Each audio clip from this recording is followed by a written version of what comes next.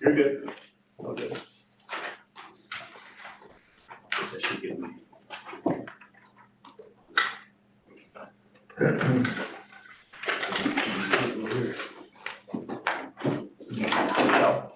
Should I need that? I have a voice that will offset any hammer. Maybe that's not weaponized me. Yeah, exactly. She may zoom in. She may need to talk. Sorry, I should have told you earlier. No worries. Perfect, ready? Recording's on? All right, I will call my first official act of calling a board meeting to order at 7:01 PM on the 16th, 2024. Roll call, please. Director Bernstein? Present. Director Bloom? Present. Director Jones? Here. Director Crawley? Present. Director Solano? Here. Pledge allegiance.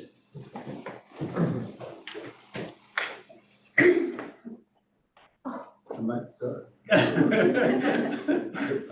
pledge allegiance. To the flag of the United States of America, and to the republic for which it stands, one nation, under God, indivisible, with liberty and justice for all. And then we did have a special meeting, closed session meeting of the board. There's nothing to report other than we gave appropriate direction to our labor negotiator, and we adjourned that meeting at 6:35. And I'll now go to public comment number 1, if there is any public comment. We have no public on the call. All No right, public comment at the moment. do we have any public on the call? No. Okay, at least not now. Okay, and so we'll go right on into the agenda, and first up is our fire chief's report. Mark? Director Bloom and members of the board, members of our staff that are here, and members of our staff and the public that are zooming in with us tonight. Happy to present my first fire chief's report of 2024. I'm going to start out with just a quick update on facilities. We have been meeting every 2 weeks with our architects, just to kind of scope out the project. We also, since our last board meeting, had a site visit to the San Jose Fire Department just to look at their facility there and get some ideas. And we're progressing along nicely with the architects, and we're hoping to be able to share our progress with the facilities. I don't remember if it's ad hoc committee or committee, but whichever committee, as soon as it's formed. So looking to get some feedback from those 2 committee members, hopefully at our February meeting. On the recruitment and hiring update, just a heads up, we have 2 fire inspectors that are currently in background. I'm looking forward to onboarding those folks as soon as they pass. Firefighters, we have our 7 new employees that will be starting very soon.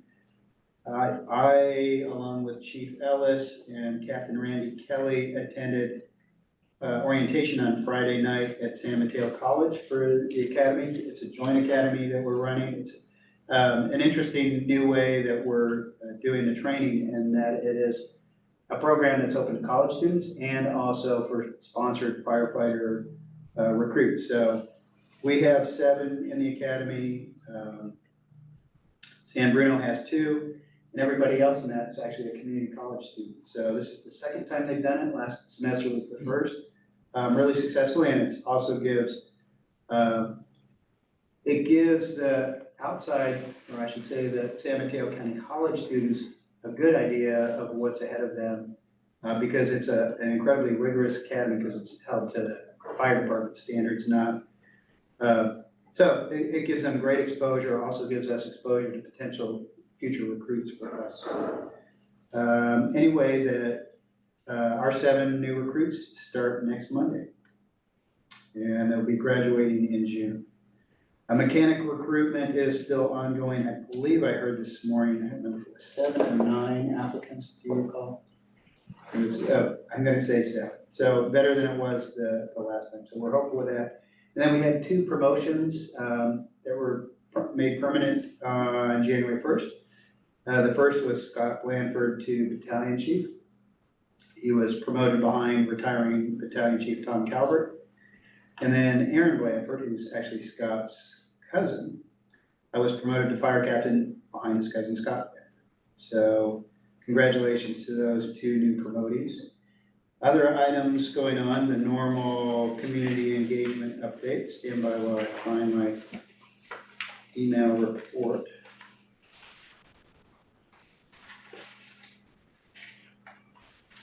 A slower month since it was kind of the holiday season, but for the last month during December, our Stop the Bleed class was not super well attended with 4 participants. The Red Cross Ready class was pretty well attended with 26 participants. January Red Cross Ready 7, Stop the Bleed 8, and January First Aid CPR with 26. So again, kind of expected as we're going over the holidays, but we're looking forward to things picking back up this month and next.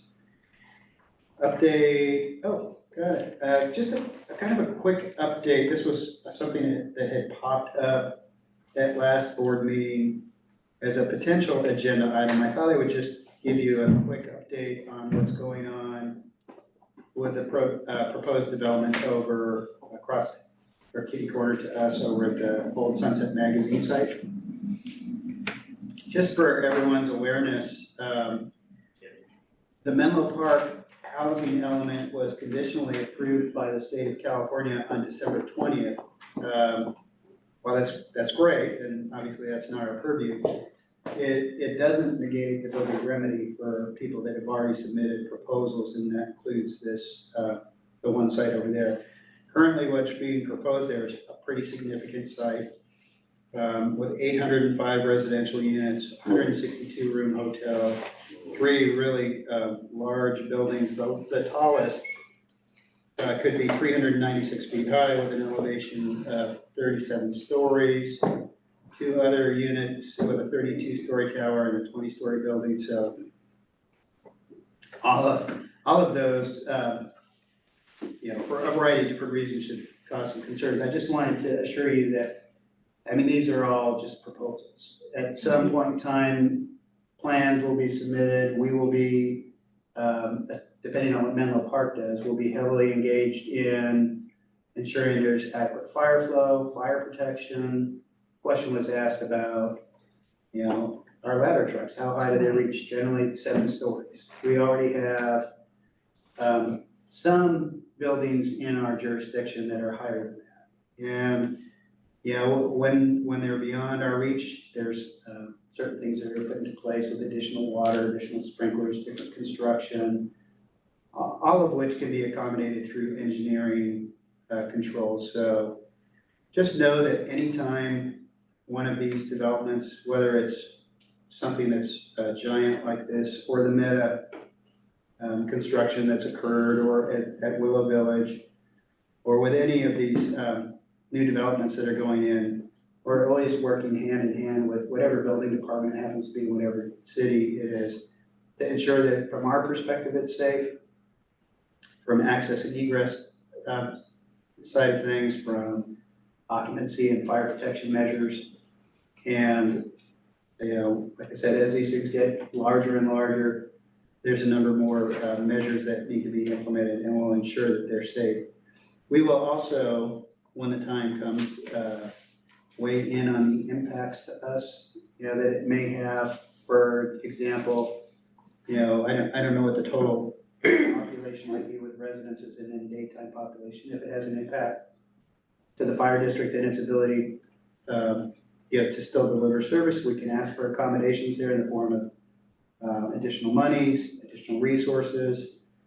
And then we'll also have to take into consideration the challenges that will come with the traffic, with such a large thing, and our ability to get to other areas of the district. So that's kind of the update. Just know that especially John Johnston is really engaged with our cities anytime, any kind of development, but especially a development like that might be proposed. So as we go through this, and I'm sure Director Bloom will address this later on, my goal here was just to give you some information. The board may have a conversation on deciding whether to agendize this future conversation, but what I wanted to do was provide you with the information that I had right now. The next thing, this was kind of a cool thing I was able to attend. I'm sure you're all aware that we do canine training out at our rescue site. I had never attended it, and Chief Wardinger let me know we were gonna have 3 days of canine training out there. We had 28 teams from across the United States that came out to participate. I saw New Jersey, Utah, somewhere, I think Ohio. It was fascinating, and they came with 2 different types of dogs. One's a live fine dog and one is a human remains dog. And UC Davis allows us to borrow small amounts of human remains so the dogs can actually go and search and find it. So really fascinating. What a great site. So many people so impressed with our facility out there, and so many expressions of appreciation from all these canine teams, most of them are volunteers, in allowing them to use our site. So thank you from them. Just share with you briefly, after we're done with our meeting tonight, I will be going to Monterey. Every year in January, the San Mateo County Chiefs have a day and a half offsite meeting. Let's talk about, kind of set the agenda for our next year about what things are important to us. Have a variety of different conversations. So we have that tomorrow and Thursday, just looking at our agenda, some of the topics. We're gonna elect our officers. We have a number of conversations about our current CAD, the closest resource issues that we're having some challenges with. Sometimes the recommendations that come through the CAD. We're looking at possibly initiating some sort of EMS study just to give us an idea of what the potential revenue is with the ambulance system.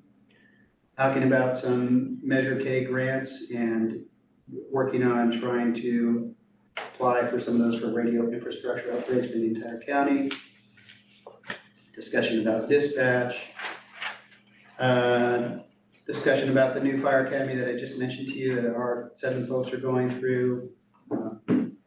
Just a lot of really good conversation. And then also kind of going through and reviewing our 2023 goals and see how we did on those, and establishing through a goal setting session some new goals for 2024. So I'll let you know when I come back in February what the results of that were. This should be happening tomorrow. I have a 6:30 Zoom meeting. I think Director Solano will be on it for the ALS JPA. I am slated to replace Chief Linder, who retired from the Woodside Fire District, as being on the management committee for the ALS JPA. My limited understanding of it doesn't make me a voting member, but it puts me on a management committee with 3 fire chiefs and then some management reps. So that should happen tomorrow.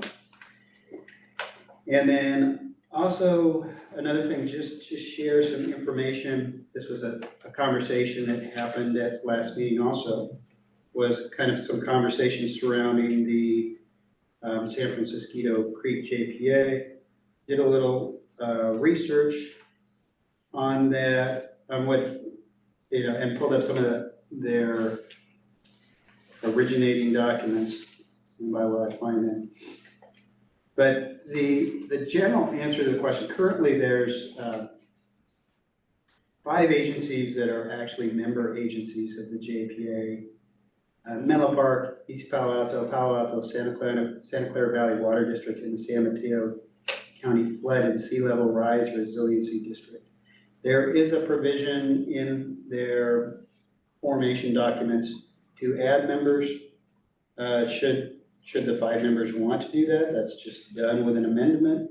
So there's a possibility for that. There, each and every agency right now, there's 5, with the 5, has a financial commitment depending on what the current budget is.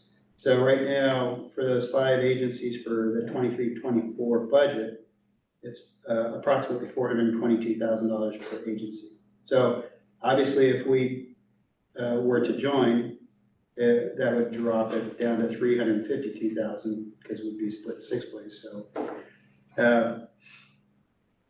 like I said, the purpose of this is just to share with you some general information. It's possible to have that conversation.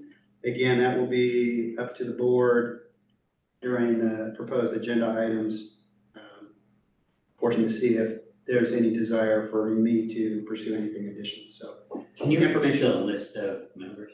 Sorry. Yeah, it is Menlo Park, East Palo Alto, Santa Clara Valley Water District, and the San Mateo County Flood and Sea Level Rise Resiliency District. That's one. And that's basically one Okay, can I ask shoreline. a question? One shoreline. Yeah.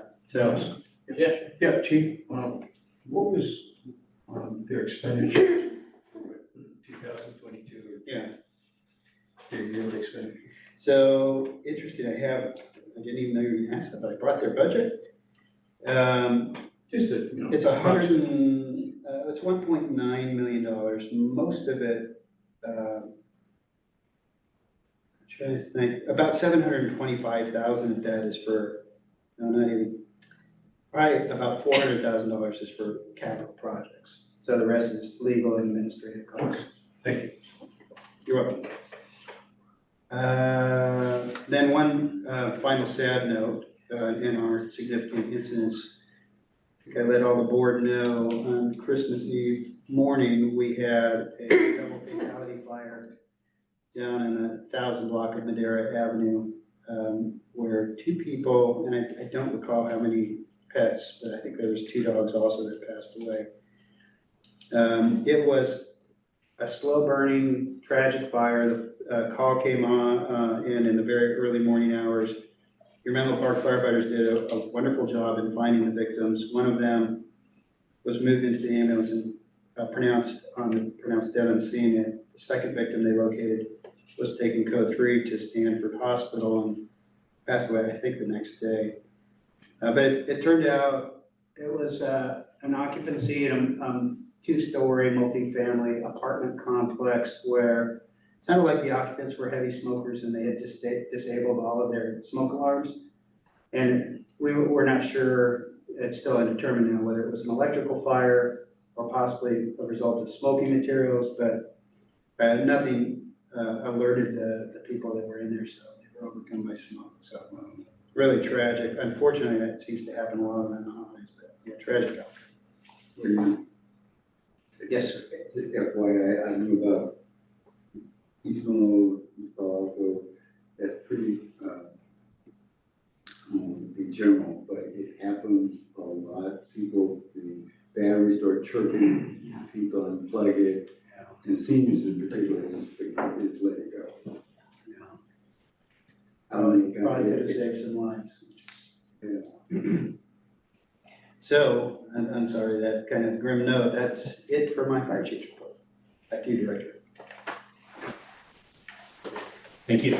By the way, on the press stuff regarding that fire, I had mentioned this to Chief Lorenzen. Chief Johnson did a terrific job speaking to the press in the more early hours of the morning on TV. If you happen to see it, focused it very heavily on to the very point of smoke detectors, on the need for smoke detectors, checking your batteries, everything else. So it was, I think a correct message to deliver is, kind of in the category of preventable, outcomes, and you did a really nice job on it. So compliments to That our was, prevention chief. yeah, very tactfully done on Yeah, the meeting. yeah, just the right balance.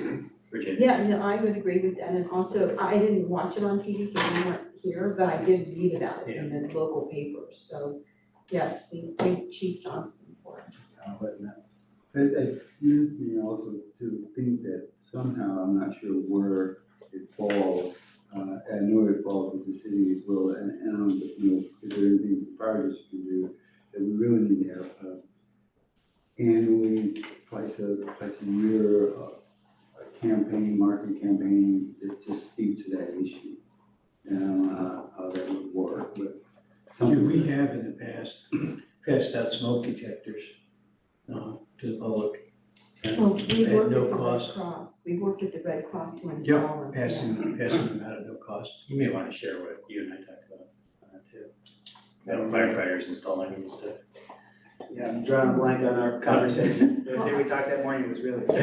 Yeah. Well, I mean, You don't remember anything from that morning? I actually participated in that, because we got some of the Red Cross clubs from the schools to come and do that with, and Carroll Parker, I think at the time was handling like that, but, you know, maybe that's something we can work with the Red Cross on. Well, what the chief noted to me, just since he can't remember, he was a give up a little tired, having been at that fire all night.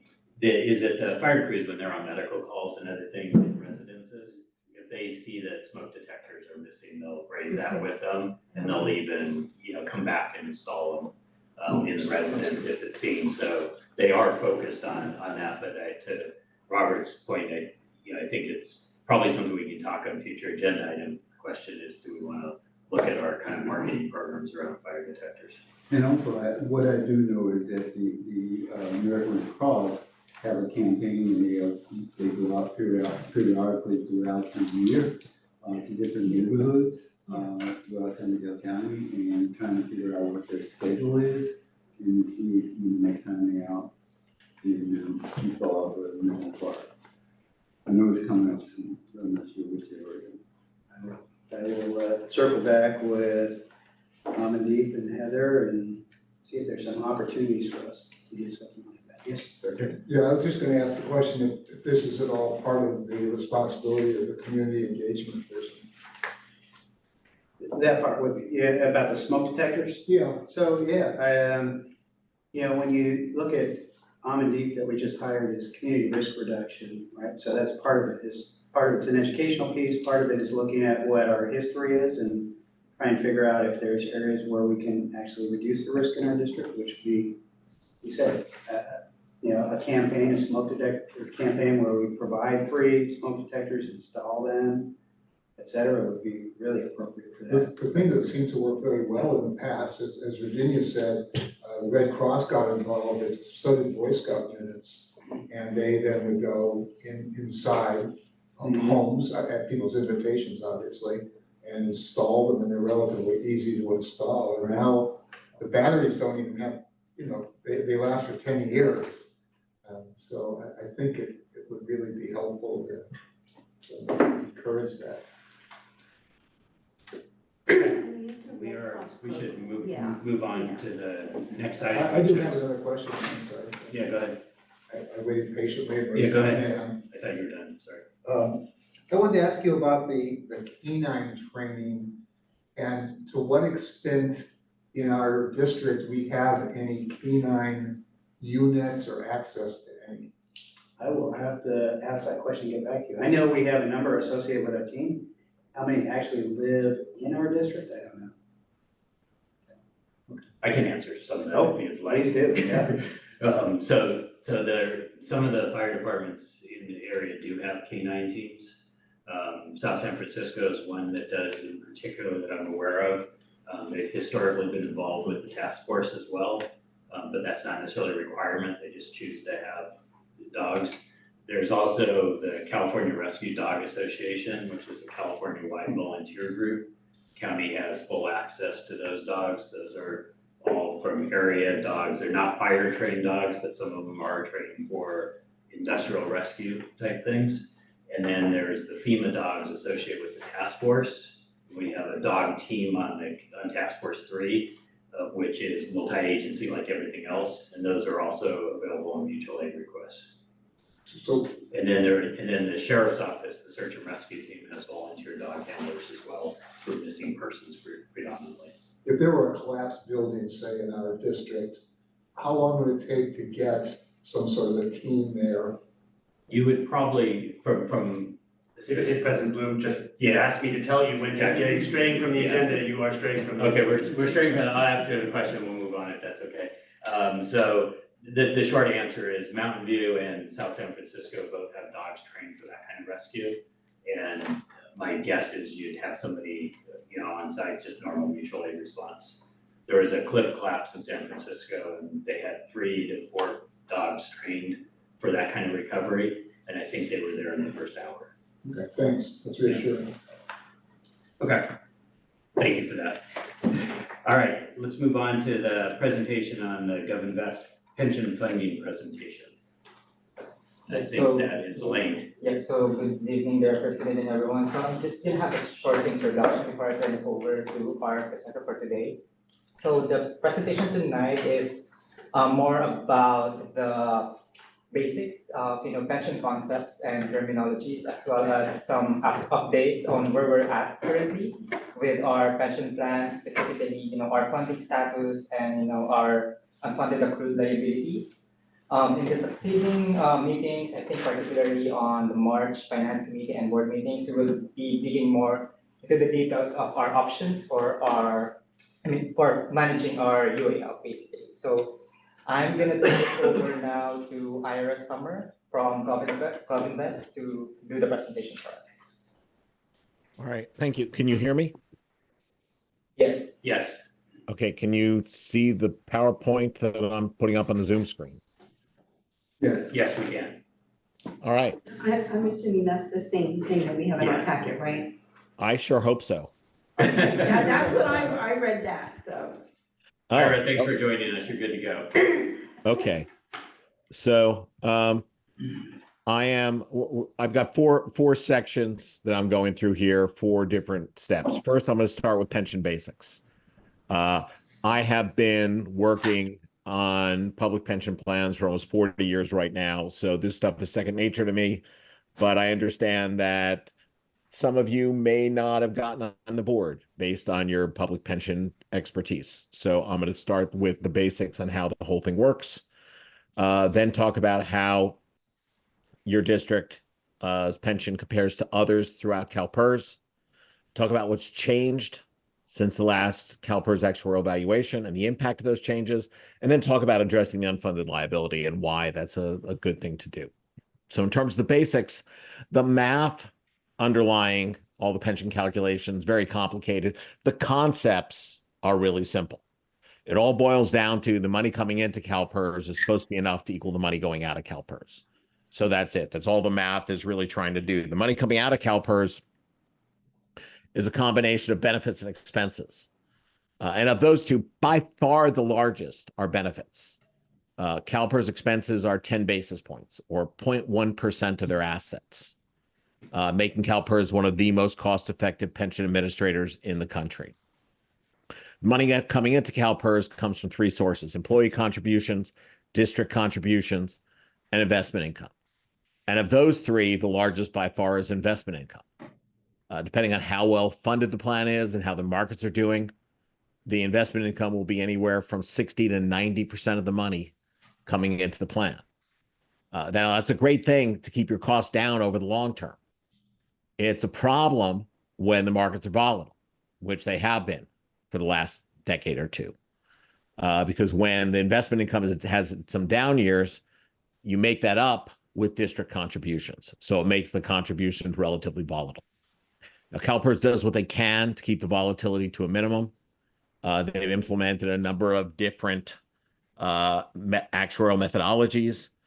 They also take into account a series of different assumptions. Assumptions basically fall into 2 categories: economic assumptions, the ones related to money, like investment return or salary growth, or demographic assumptions, the ones related to your people.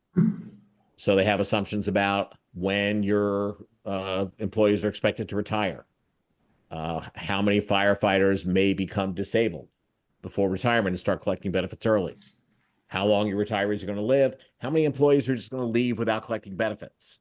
All of that with the goal of making sure there's enough money to pay all the benefits you promised to your employees at any point in time in the future. Now, they do this based on your employees and your benefit structures. You've got 2 benefit structures for your firefighters. What they refer to as the classic benefit structure. That's for firefighters hired on or before December 31st, 2012. That formula is what's referred to as the 3% of 50 formula. That means that if a firefighter is hired at age 30, works for 20 years and retires at age 50, they get 20 years times 3% for each year, so 60% of their pay each month for the rest of their lives. That amount grows with a cost of living adjustment, the COLA, by a maximum of 2% per year. And in order to get that, they make employee contributions of 9% of their pay. So they're paying for some of it, and you're paying for some of it. For employees hired 2013 and later, therein was referred to as the PEPRA formula. PEPRA stands for the Public Employee Pension Reform Act, was passed during the most recent Brown administration in 2011. It did a few different things. One of the things it did is it created a uniform safety benefit structure, 2.7 and 57, for every agency, every safety member throughout California, no matter which agency you're in. So you're no longer competing with other agencies to try and get a better pension plan than they have. Another thing that it did is it changed the employee contributions from a fixed 9% per year to become 50% of normal cost. Normal cost is the actuarial term for the cost for each year of service as it's earned. So the contribution for the 24-25 year coming up for the firefighters for the PEPRA formula are 14.5% of pay. You have a few miscellaneous employees, the non-firefighters. They also have a classic formula for those hired 2012 and before. It's a little bit less. Nope, can't see that yet. Also similar PEPRA formula. The PEPRA employees, 2% of 62, are paying 8.25% of pay. As of June 30, 2022, about 60% of your employees were classic, 40% were PEPRA. As time moves on, your longer service people, your classic people will leave. Your new hires are more likely to become PEPRA. So within 5 years, that's going to flip to become 60% PEPRA, 40% classic. 5 years after that, it'll be 80% PEPRA, 20% classic. So more and more of your population will be PEPRA, the less expensive benefit, and less classic. And what that means is that your normal cost as a percentage of pay, cost for each year of service as it's earned, is going to go down from its peak current year of about 21% down to about 14.5% over the next 25 years. Okay, so that's sort of the background. Now, how's your district doing relative to other districts? When we look at that, we look at it on two metrics. One is the funded percentage. So how close are you on target? How close to target are you?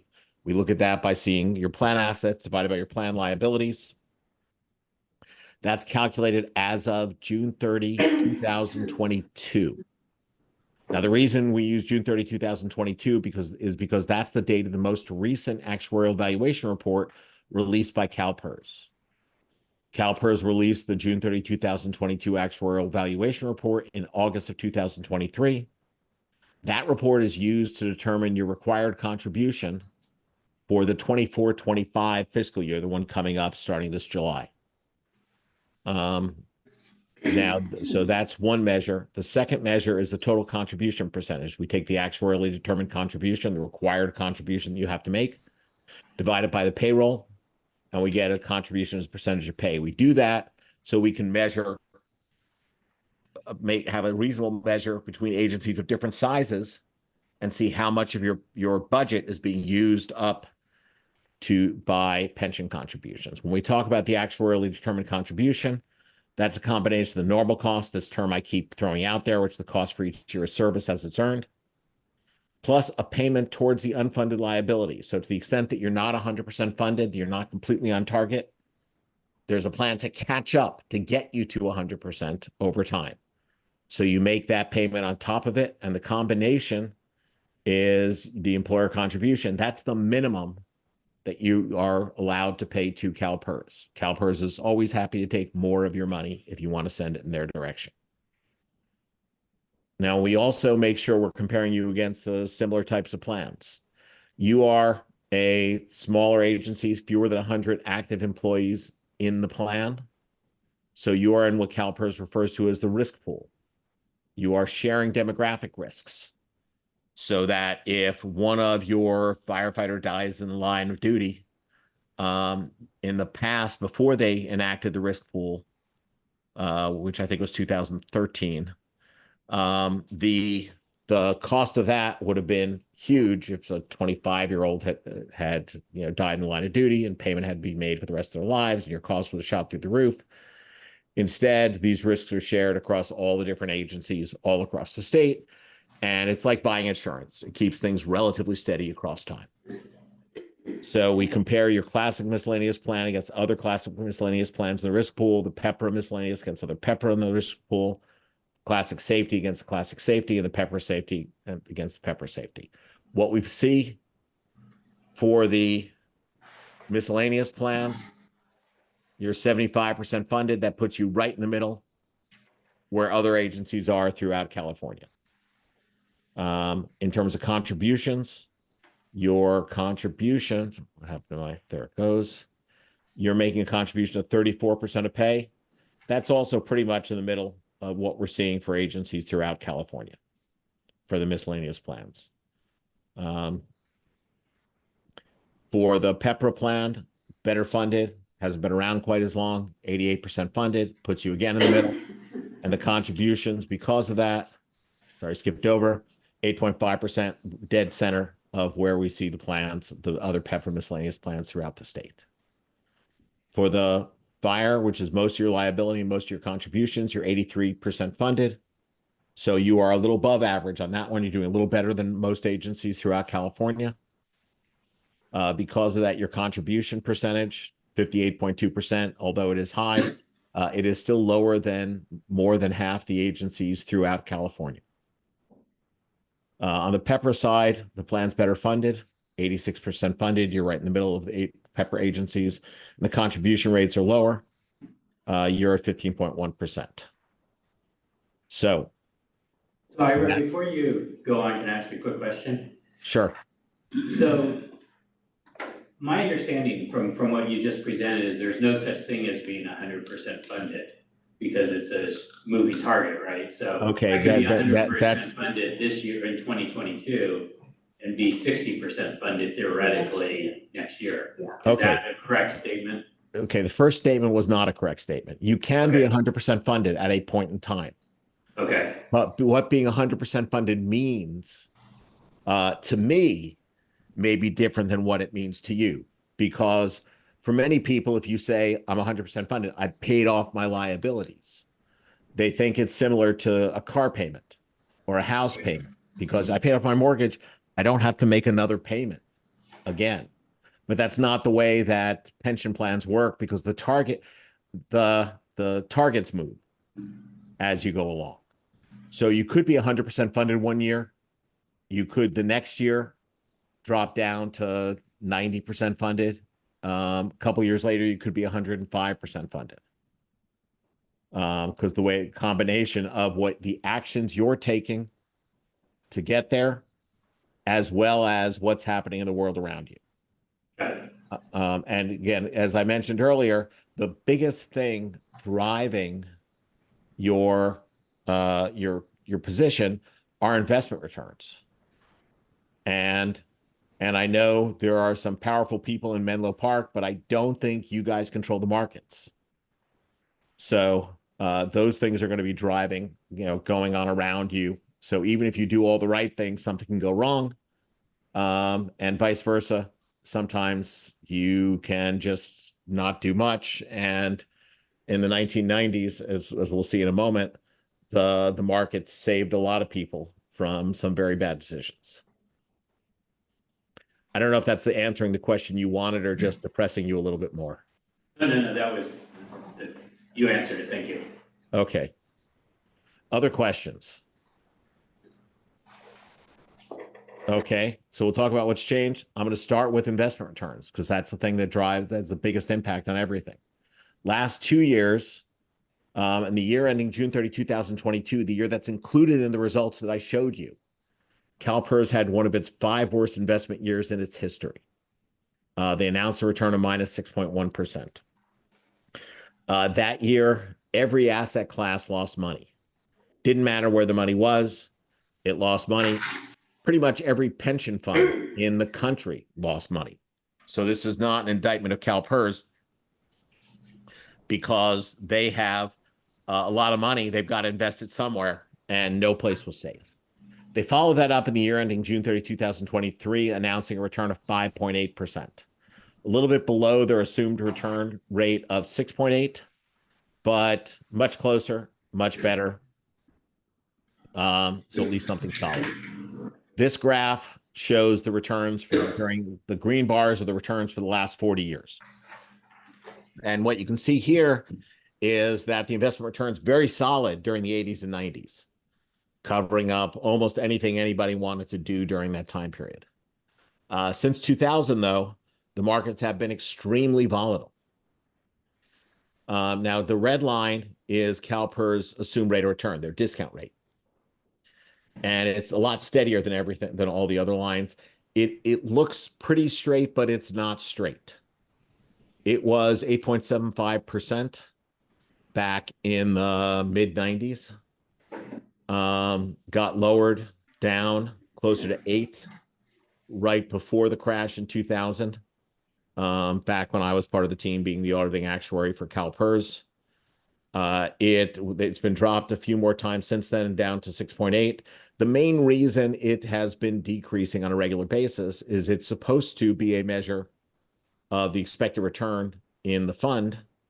The money is invested in some combination of stocks and bonds, equities, and and a lot of other more complicated asset classes like real estate. But 30 to 40% of their portfolio is invested in fixed income and bonds. Back in 1982, 81, the rate of return on bonds was about 10%. Across time, though, it's been coming down. And it bottomed out in February of 2020 when the Fed dropped it down pretty much to zero. And so if 30%, a 30-year portfolio is earning nothing, it's harder to hit a target of 8.5% or even 7%. So they've been lowering it down. They also have been getting more aggressive in their other investments to try and make up the difference. So putting less of it in bonds, more of it in stocks, putting some of it in private equity, leveraging some of their investments. So doing that in order to keep things the average return as high as they can. The downside of that, though, putting the extra risk in means extra volatility, and you're seeing the volatility that occurred between 2000 and 2020, partly because of what was happening in the markets and partly because of that extra volatility being put in the extra risk being put in the portfolio.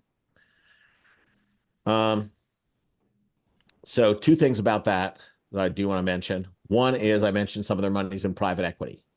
The numbers here are the returns that they announce every year in July of each year to say what their returns are. These are the amounts that they show in their reports in terms of percentages. They are not the amounts that get credited to your account. The main difference is that in roughly September, October, depending on the year, they get the final valuation for the private equity portion of the portfolio, which right now is about 10% of the portfolio. And so they include that in your valuation. So in 2021, when it shows 21.3, your account got credited with 22.4%, not just the 21.3. In the year ending June 30, 2022, it shows minus 6.1, but your account was actually charged minus 7.5% because the losses in private equity. This year, the year ending June 30, 2023, this 5.8 jumped up to a 6.2, taking off the 10 basis points we talked about before for administrative fees. You're going to get credited with positive 6.1% this year. So still below the 6.8 that's assumed.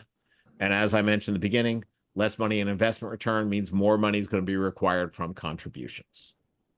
Now, usually, this is the biggest thing, the biggest thing by far impacting your funded percentage and your contribution rates. In the year ending June 30, 2022, there was also one other big thing that happened, and that was inflation. As I mentioned earlier, the retiree cost of living adjustment has a limit for your plan of 2% per year. And usually in most years since the year 2000, that's all I've had to tell people is there's a 2% cap. The reality is it is a 2% compounded from the year somebody retires. What that means is that if the first year after somebody retires, inflation's 1%, they get a 1% cost of living adjustment. If the next year it's 3%, they'll get the full 3 because they'd only gotten 1 the year before, and the compounding from the time they retired is 2% on average. That extra amount is what they refer to as the COLA bank.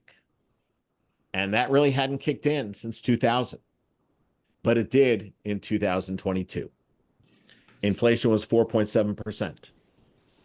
So somebody who retired in 2019 had a small COLA bank and got a 2.77% cost of living adjustment. Somebody who retired between 2006 and 2014 received a cost of living adjustment of the full 4.7%. So a lot of people got more than 2% as their cost of living adjustment. This is higher than what was assumed. And this created a liability loss of somewhere between 1 and 1.5% of liability, relatively significant on the liability side. We don't normally see something that big. I'm confused by your chart here. So are you saying that if somebody retired in 2006 to 2014, that 4.7% is locked in for the entire time that they're receiving their pension? No, this 1 year. So Okay. the cost of living adjustment they received May 1st, 2022 was 4.7%. The one they got May 1st, 2021 was much lower, was less than 2% because inflation was low. Got it. So it's a year-by-year basis. Normally, it is the lesser of inflation or 2%. But there's an exception, which we hadn't seen in a long time, and it kicked in 2022. It's going to appear again in 2023. Inflation was almost 8% for the year ending April 1st, 2021, which is when they measure it. Now, the COLA bank was used up by all the people who retired 2015 and later. So only a few people got a higher cost of living adjustment. A couple years of people, I don't remember exactly which years, got the full almost 8% cost of living adjustment for that 1 year. But again, I think everyone else used up their COLA bank. And now inflation's coming back down. So we're going to see back to 2% cost of living adjustments moving forward after 2023. And is that based on the consumption of the COLA bank? Is it more predictable into the future then to be the lower number? Or if we have a 5% inflation year 5 years from now, it's going to jump back up again? It won't jump up back again unless inflation is really, really low until then. Because if you got your 2% COLA every year, you've got nothing in a COLA bank. Got it. Okay, now I understand the bank. Okay, thank you. Okay. So what's the impact of these changes? So in terms of your unfunded liability, the difference between earning the 6.2 and earning the 6.8 assumed is going to raise liabilities slightly. So the green line is where we expected the unfunded liability to be based on the results in the June 30, 2022 valuation reports. The red line is a little bit higher in the June 30, what we expect to see in the June 30, 2023 moving forward, projecting from each of those, assuming everything hits targets moving after that. Now, a couple things about this. One is your unfunded liability now is about $50 million. It's going to stay there for about the next 5 years. The reason it's not going to start coming down, combination of things. One, think of it just like a mortgage for your house payment. In the beginning, most of your payment is interest. It is not principal. once we get over here, you start to pay a lot more principal, and that's why it's coming down dramatically. And the unfunded liability is pretty much getting paid off, expected to get paid off somewhere around 2037. The other reason why it's mostly being interest and even a little bit of negative amortization is because in order to limit the volatility of the district's contributions, CalPERS doesn't charge you the full amortization payment for an investment loss in a single year. They phase it in. They have what they call a 5-year ramp, and they phase it in over a 5-year period. So you'll pay 20% the first year, 40% of the payment the next, 60 the year after, 80, and then you'll get to the full payment finally 5 years down the road. Now, when you're doing that, you're not even paying, the first few years, you're not even paying off enough to cover the interest, and the unfunded liability is slightly increasing. So that's why we're I have seeing a it. question. Yeah, I Go have a ahead. question. Yeah, you talk on, is it slide 32, you talk about the 2023 baseline, and you say current, and. Oh, yeah, this 2020 shouldn't say current. The current should be on the green. The what? That's where the most recent valuation is, and the current is that is I'll call it a feature of our software. As you're looking at different, Calculated, it's which yes. one we were pointing at when we click the picture from our software. So current is green, you said? Or- current probably isn't a relevant word. It is only current in that it was the scenario that my analyst was hovering over when he clicked the picture. So then, if I read this right, you had made the representation that this around $50 million, we're gonna keep that as a pure liability for the next 5 years, give or take. Right, probably till A few about million. 2027, and then it'll start coming down. And is projected to be paid off about 2037. Thank you. And so another similar measure, your funded percentage right now about 83%. It'll increase slowly for the next few years before starting to pick up speed 2027. Again, getting to 100% funded right around 2037. Now to do that, it's not going to happen because of magic. What they're going to do is they're going to have your contributions, which were about 7 million in the current fiscal year, are going to increase to about 11 million over the next 7 years. So that unfunded liability payment is going to be increasing dramatically during that payment. This slide shows that the normal cost, the cost for each year of service as it's earned, is orange, and that's relatively steady. Both in dollars, it's coming down as a percentage, but payroll's moving of a percentage of pay, but payroll's moving up. The two pretty much cancel each other out, and the normal cost is going to stay relatively steady for probably the next 15 years. Purple is the unfunded liability payment. And you can see here the investment loss ramping up over a few years as it goes up dramatically from being about a little more than a $2 million amortization payment up to a little more than a $6 million amortization payment over the next 7 years. So that is where that extra unfunded liability that came from that huge investment loss. And keep in mind, again, it was a minus 7.5% return. They were expecting to get a positive 6.8. That's a 14.3% difference. That needs to be made up to catch you up to where you were.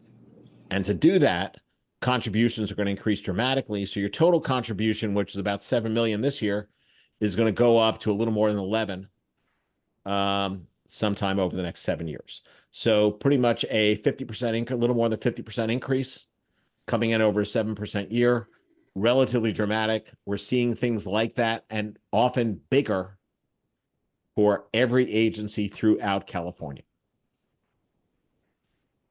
So, which leads to the question of addressing unfunded liability. And by now you should understand why. because most of the increase in your future required contributions are due to payment towards unfunded liability.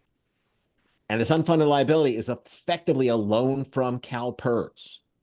And the amount they're charging you on this loan is their interest rate is 6.8%. So it's an expensive loan being taken out. Where does the 6.8% come from? That's their assumed rate. That's the assumed rate of return. That is, they talk to their investment advisors and economists from around the world. They have some of the best because CalPERS has all the money.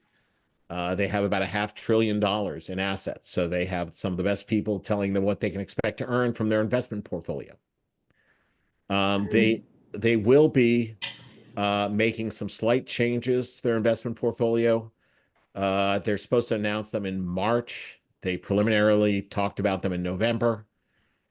Because the Fed has been nice enough to raise interest rates dramatically over the last year or two, in an attempt to protect us from inflation by killing the economy.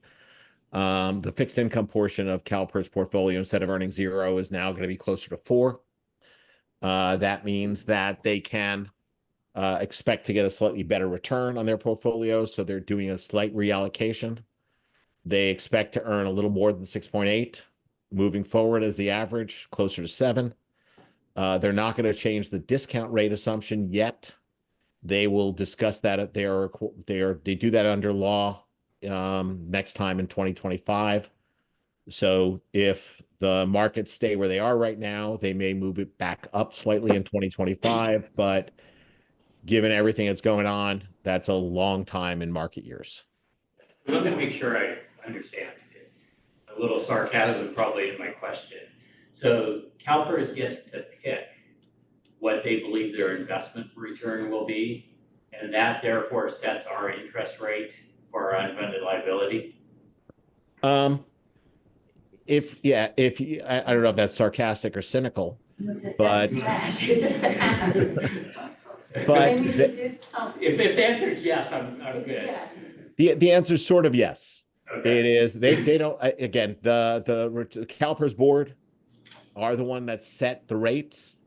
They are balancing off how much risk they think they are willing to take for you and the state and the employees. And they're supposed to, under the California Constitution, balance off that risk, try and get as big a return as they can for without having too much risk.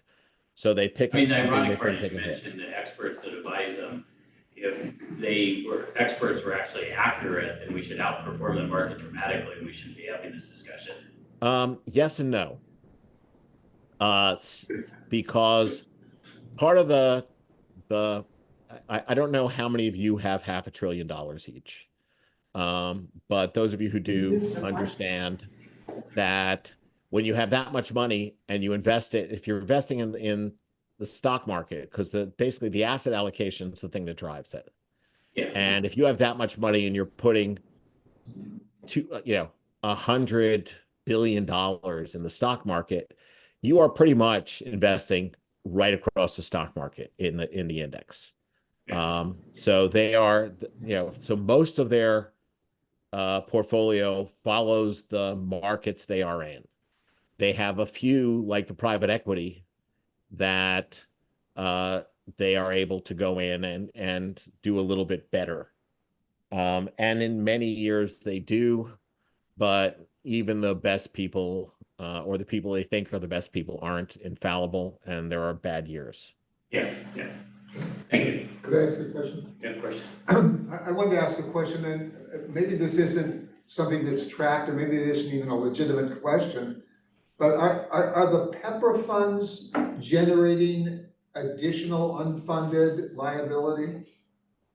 The PEPRA plans do have an unfunded liability. In fact, if we go back to here, if classic, the PEPRA safety is currently 86% funded. It was just a year or two, like to 2021. But I think this was shifted to the right, and everybody was just above 100% funded. And then the missing their target by 14% dropped it down to 86%. So it is, and it'll make it up. It should catch up a little bit faster than the other one. So when I do these graphs, I combine all your plans because this presentation is about as long as most people can listen to pension talk without having their brain fry. And if I did it separately by plan, it would take 4 times as long. So is there any talk at all about like PEPRA 2? Or is there just talk about changing some of the assumptions or any discussion about the future? There is, in terms of benefits structure, the benefit amounts, that is not a CalPERS issue, that's a state legislature issue. At CalPERS, basically CalPERS is the administrator, CalPERS is not the benefit designer or the plan sponsor.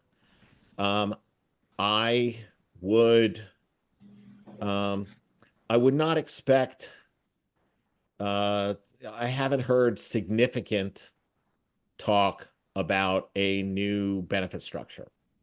Partly because, and we can go back to this graph, in terms of covering up the unfunded liability, just covering normal costs. So once you get to, if you get to 100% funded, this becomes your contribution rate, and costs are projected to come down. And these tend to be relatively steady because this is just the normal cost. Normal cost tends to be a lot more consistent, a lot less volatile than the unfunded liability payments. The unfunded liability payments,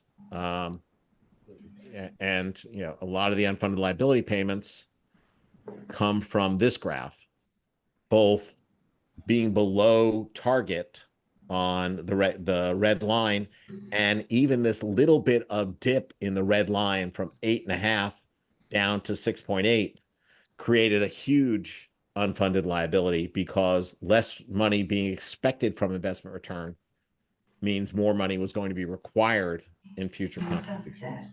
This is something, when I was in business school, they used to call these kinds of things the manana syndrome, where what we see is a little bit of it getting worse, which happens to be the period we're in, and then in the future, everything gets better, but so far, nothing's getting better.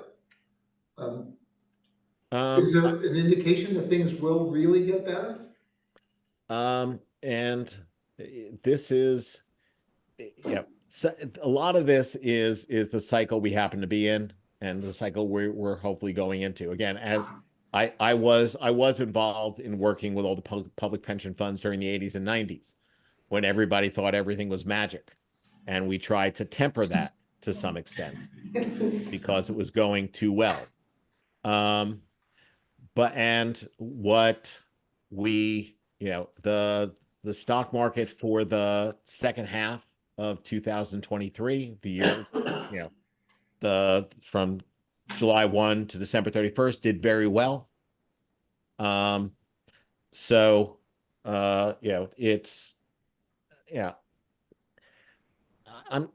am not the right person to tell you where the market's going. I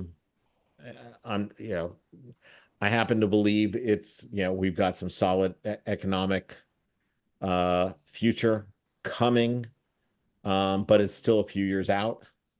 My personal economic belief in the long term is driven a lot by demographics, and the demographic issues that we're seeing right now. The millennials are in the same place now in terms of their careers and their lives that the baby boomers were in the 70s. So that, and basically a lot of people trying to do things, accumulate a lot of things for to the extent a millennial can get a house or start a family. You start borrowing money, interest rates get higher. There's a lot of demand on things and less supply, prices go up. That got followed for the baby boomers by a very booming 80s and 90s after that happened. And I am optimistic that as the millennial generation gets to that same place, we'll be seeing in the 30s and 40s some very strong economics. But I'm on the liability side. I'm not on the asset side. I don't get to play with this. And given how old I am, I probably won't see the 40s. So I don't know if that's helpful or not. Thank you. Yeah, well, has there been a time when CalPERS has suspended any type of contributory agency if their accrued liability goes to a certain percentage?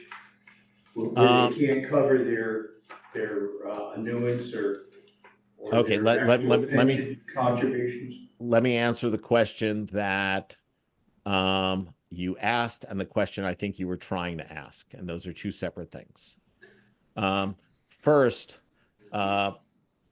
Proposition 162, the Pension Protection Act of 1992, requires, when I go to this picture, nope.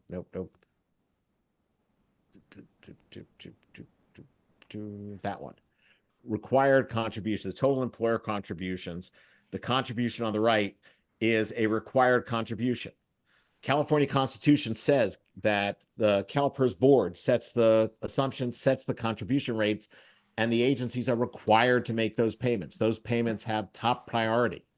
If you say you don't want to make those payments, the courts will reach into your general fund and take the money.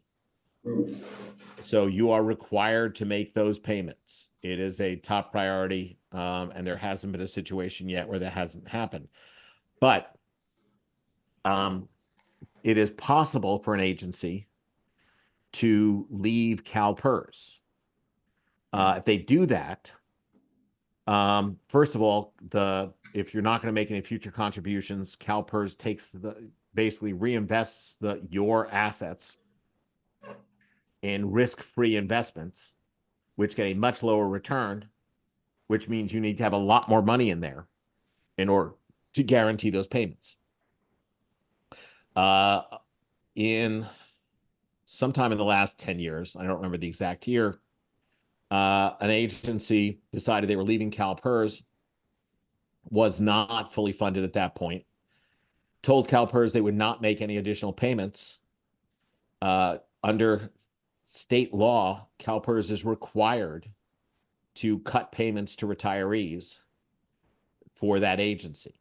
So that agency pays for itself. Your money is not getting used to fund that agency.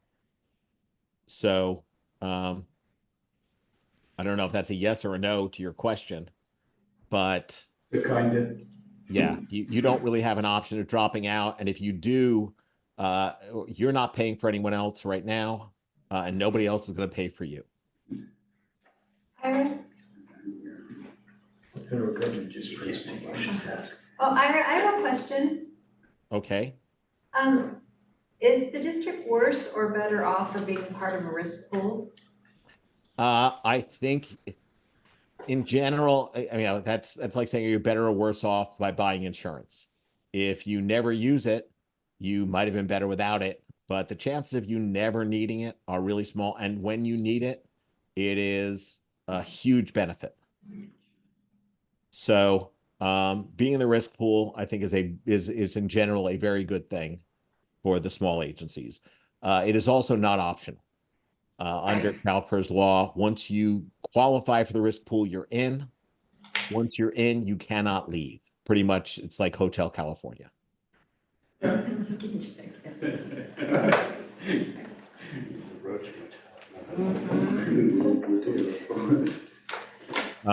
So anyway, we were near the really depressing ending.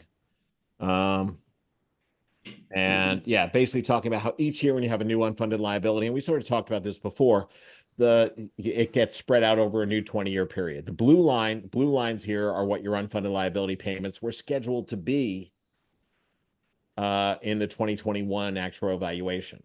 The green are the new unfunded liabilities that got created in the 2022 valuation, the combination of the bad investment year and the higher COLA, and that gets phased in over a few years and spread out over a 20-year period.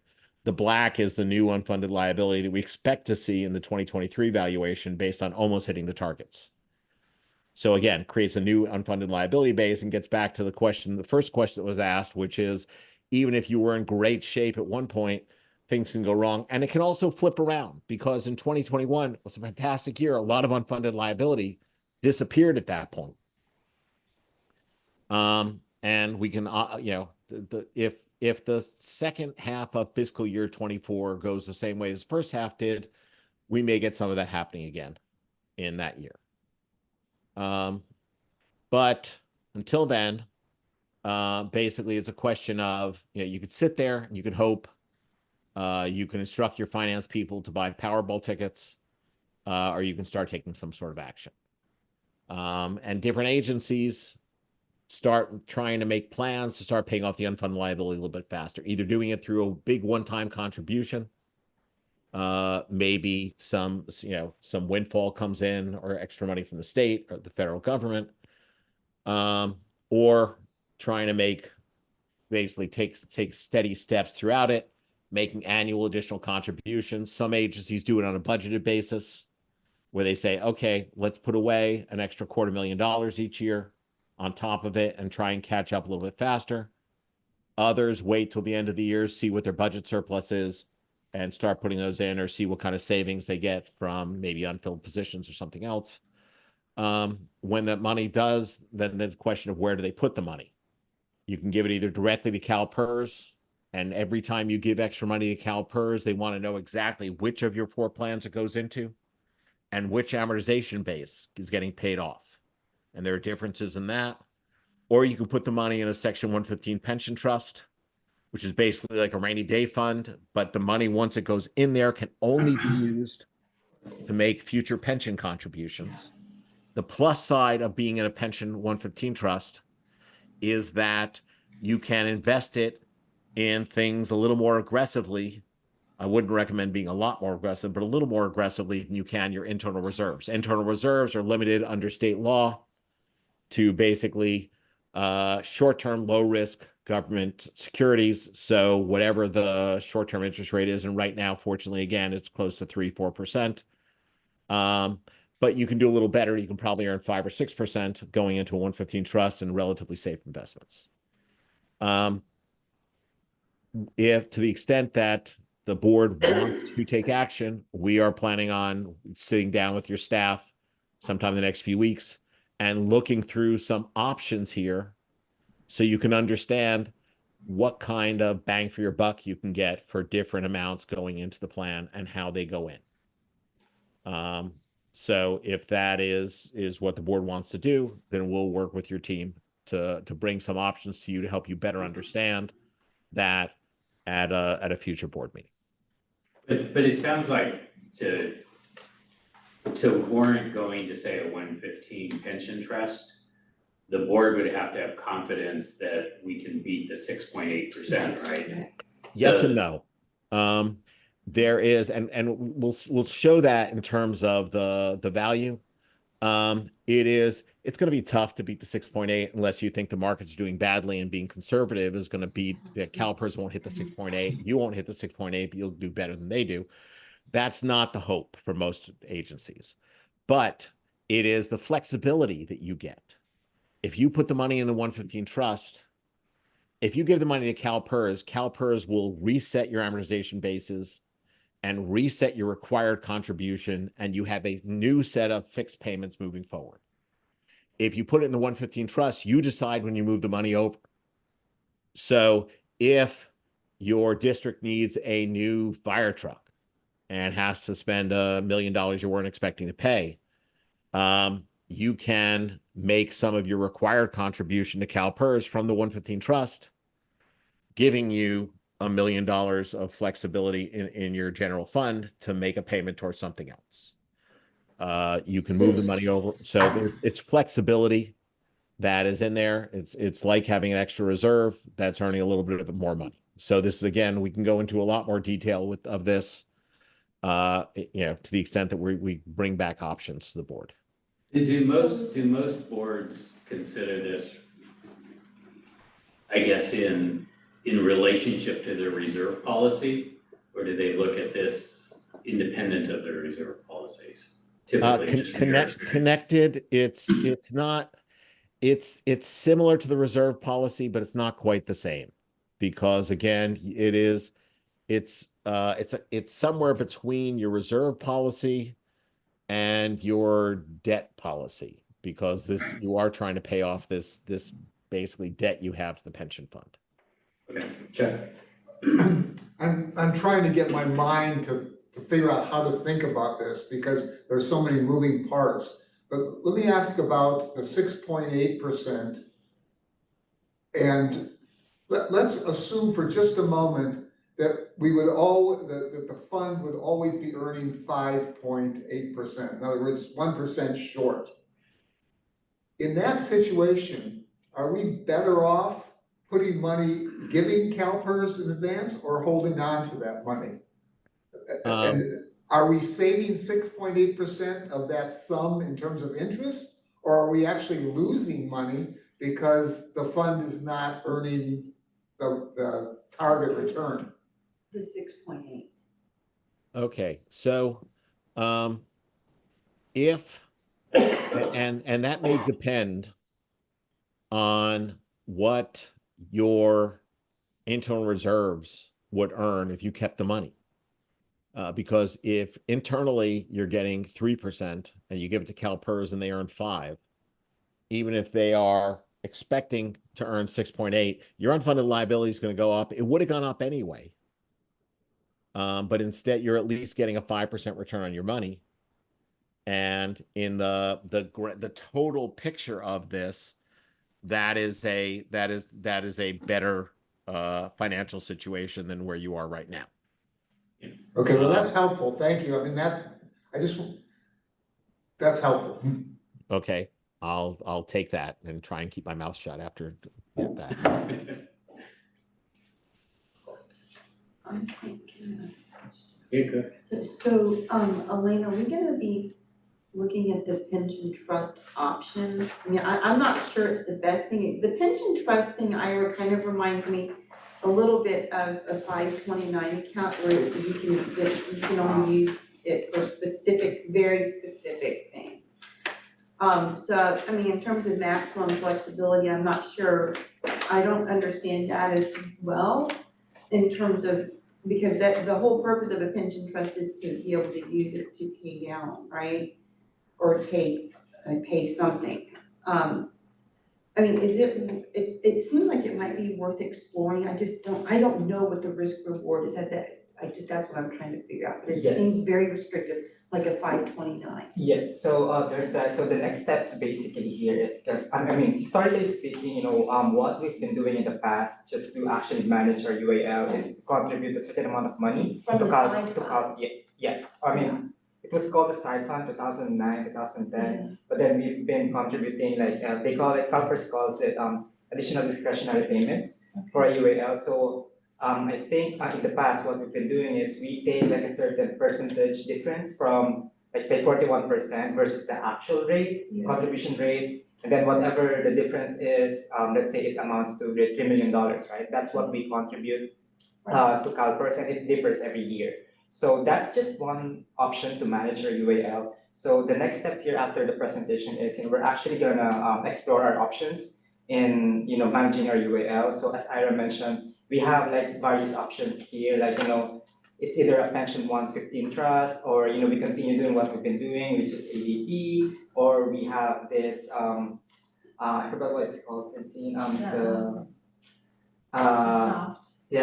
the fresh start basically. So we're gonna reduce or consolidate all our amortization basis. Okay. So right now our amortization basis for a UAL, it differs, right? There's 25 years, 27 years, 30 years, and so forth, right? But with the fresh start, we're gonna consolidate all our bases, like our unfunded accrued liability basis, into a certain amount of years. I believe it's 20 years.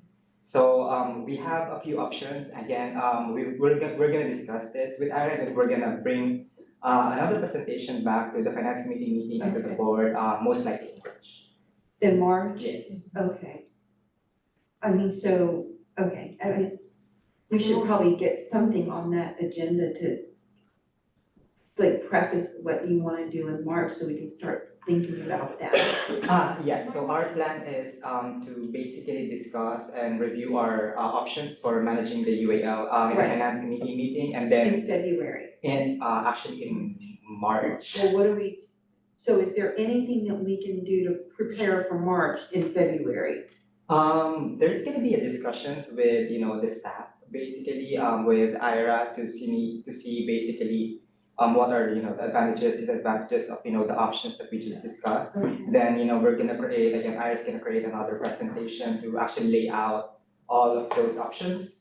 And then, hopefully in March, once the presentation is, done in the finance committee meeting, we're gonna forward it to the board. And we're hoping, we're gonna adopt something, or we're gonna, the board is gonna choose, what would be the best option, I guess, for managing our UAL currently. And then after that is, we're gonna create a pension funding, kind of like a pension funding policy Yeah, in relation to that and to the fund balance reserve policy as well. well, we have to, it sounds like reserve and then debt policy, which, we don't really have any debt, but if you look at this as an option, we might have to look at other things, policies. Yeah.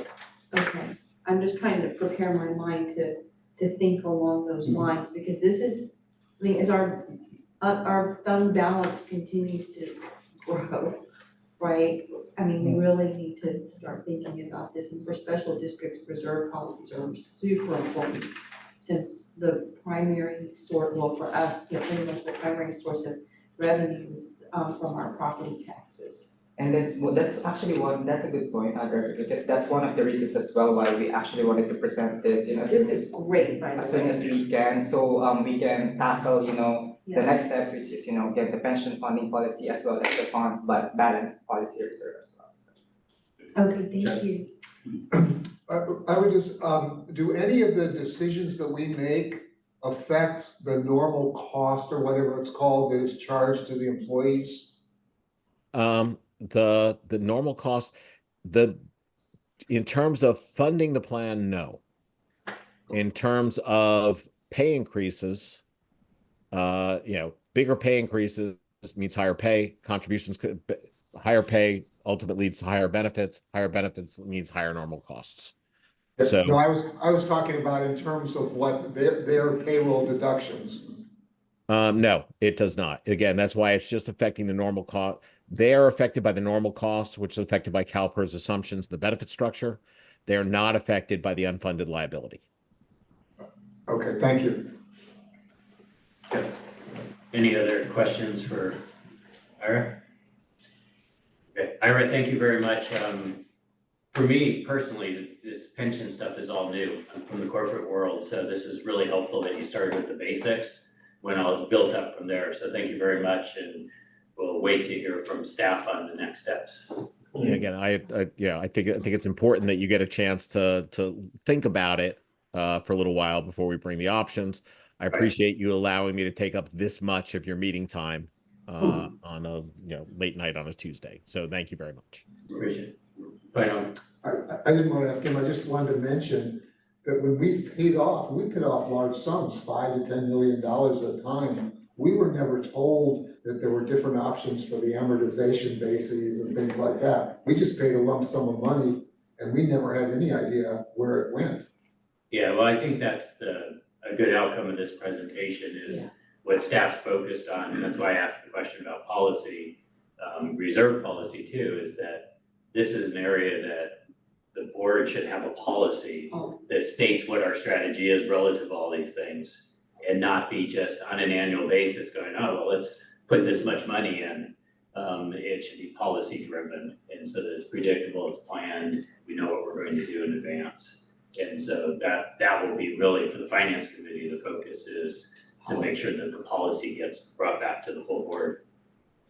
I'd just like to say real quickly, the reason for the change is that we now have our secret weapons, Elaine and Francine, who are really proactive, and I just want to say thank you to both of them for inviting GovInvest here to kind of give us that primer on everything that goes into it, and starting the creative juices flowing as we talk about this more in the future, so really excited for us. Yeah, it's great, yeah, our net outcome needs to be the policy. Yeah. And if we can follow our policy, so. Yeah, and I just wanna thank Francine and Elaine too. I thought this was, I came in knowing some of this, But this was very, very informative, and I think it really sets the groundwork for policy development in the finance committee. So thank you. Thank you, Ira. Night. All right, we will move on to the consent calendar. Anybody, I'd like to make a motion to approve items 3 and 4. I'll Okay. second. any discussion? I'd like to pull item 3 off, please. Okay, Okay. Make a motion for item number 3. the minutes are in there. Oh, The minutes? Yeah, the minutes are. oh, yes. Okay, I'd like to make a motion to approve item number 4. I'll second. Okay. Any discussion on that? Okay, all in favor of that? But Oh, you want to do roll call on that? on everything in the regular meeting, yes. Director Bernstein, We're voting on item number 4, is that right? treasurer's report, Yes. Yes. treasurer's. Aye. Director Jones, Aye. Director Crowley, Aye. Director Solana. Aye. Director Bloom. Aye, that motion carries, and I guess we can go right on to you pulled item 3. Yeah, I mean, the way it came here, and there's an attachment and stuff, I got a copy of this attachment, as I recall, at the last meeting. It was passed out, right? Did you pass it out? That's why Michelle asked for it. Oh, well, in any case, I don't think this is appropriate for the minutes. I mean, it's undated, unsigned, untitled. And it's, the minutes, we have action minutes. We don't have statements like this. I think it would be great to, we could certainly send it out to everybody to have a copy of it. But I don't think that, that personal statements and so forth belong in the minutes. That's just not the kind of minutes that we had. I thought this was the president's report. It was the president's report. It was not passed out. And that's why Michelle asked if I wanted to have this in here. And I said, sure, 'cause I wasn't gonna offer it up, but it's an agendized item from last month, and it was the president's report. And it was agendized as the state of the district. And it's attachment A. Well, I can't remember any minutes ever in our history having a statement like this attached to it. I know. did it last time too. Well, we tried to last time with the emergency prep committee, we wanted to put some of our arguments in there. And they said that the board voted just to leave whatever was said during the meeting and not have any type of written correspondence within the minutes. So I don't know if this is the same thing, but we were trying to insert some information from the reasons why the emergency prep committee was dissolved and our arguments for not dissolving it. So I don't know if it's the same, but It's my fault kind of, because I asked for them, because it was verbatim, so she had already prepared them, whereas the emergency preparedness committee, it was just more free-flowing, not verbatim, unless we were to hire somebody to transcribe the minutes, and then there was talk about they could watch it on the video, but Director Bernstein makes a good point, so I'm sorry, it was initiated by me, so apologies, and if the board wants to pull them off, I can do that. Sure. It's still on video. Thank you. Yeah. It's kind of, at this point with reports that board members give or request to give, and it's all been verbal. Everything's been verbal at this point in time, and the question is wondering whether, as a board, we need to try to more formalize these reports. And when I say formalize, I'm talking about just giving a brief. it's president's report, just one of those items. Given a brief report, if you're gonna give a report, you should have the option to put it in writing. I write up stuff and make it available and Michelle put it in a report. So the question is whether, as a board members, we should begin to make it a formal process. So if you're gonna wanna say something, we put it in formal, during our time put it in writing and be done with it. Is there any legal point of view on this that we should be considering as a board? Sure, so as I've advised you before, and as Michelle mentioned, the official action of the board is represented by the written minutes plus the video as supplemented. So the question as to whether the transcript of the president's report is included in the written minutes has essentially zero legal impact for the board. I would advise that you should just take a motion and a second and vote either to approve these minutes with or without the appendix. It does not have a legal significance. And is this a topic that should ultimately be addressed in our board policy as to how we want to do minutes? I suppose that is a personal, my personal answer is no, because you could never have a policy that's gonna contemplate this exact situation. You need to have a 1,000-page policy, and you Okay. still would forget the one unique situation that would arise, so. Okay. But that's just a preference. So it sounds like, we could debate this for a long time. I don't think we should debate it for a long time.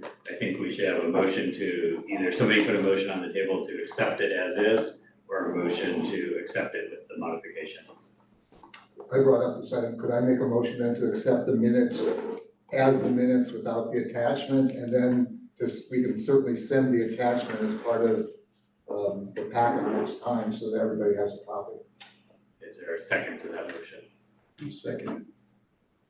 Roll call, or any other discussion? Director Bernstein, I'm sorry, I didn't get that last part that you said that you He's basically, what he is moving that we accept the minutes with the exclusion of the attachment. right, and then, but there was something he said after that. I said, and then send out the attachment for the information of the board members as just part of our Oh, you packet. mean send it to just the board members via email? The board Okay. members all have. Everybody. It's fine. So, Director Bernstein, Aye. Director Jones, No, Director Crawley, No, Director Solomon, Director Bloom. No, surprise.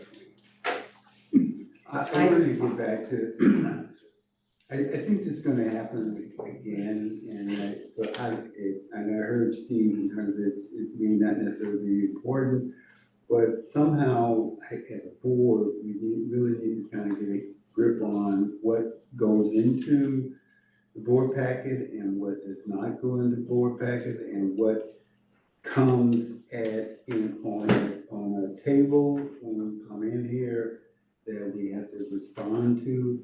I think everything needs to lead into a formalized process. And that's why I voted yes for the report. It was the president report.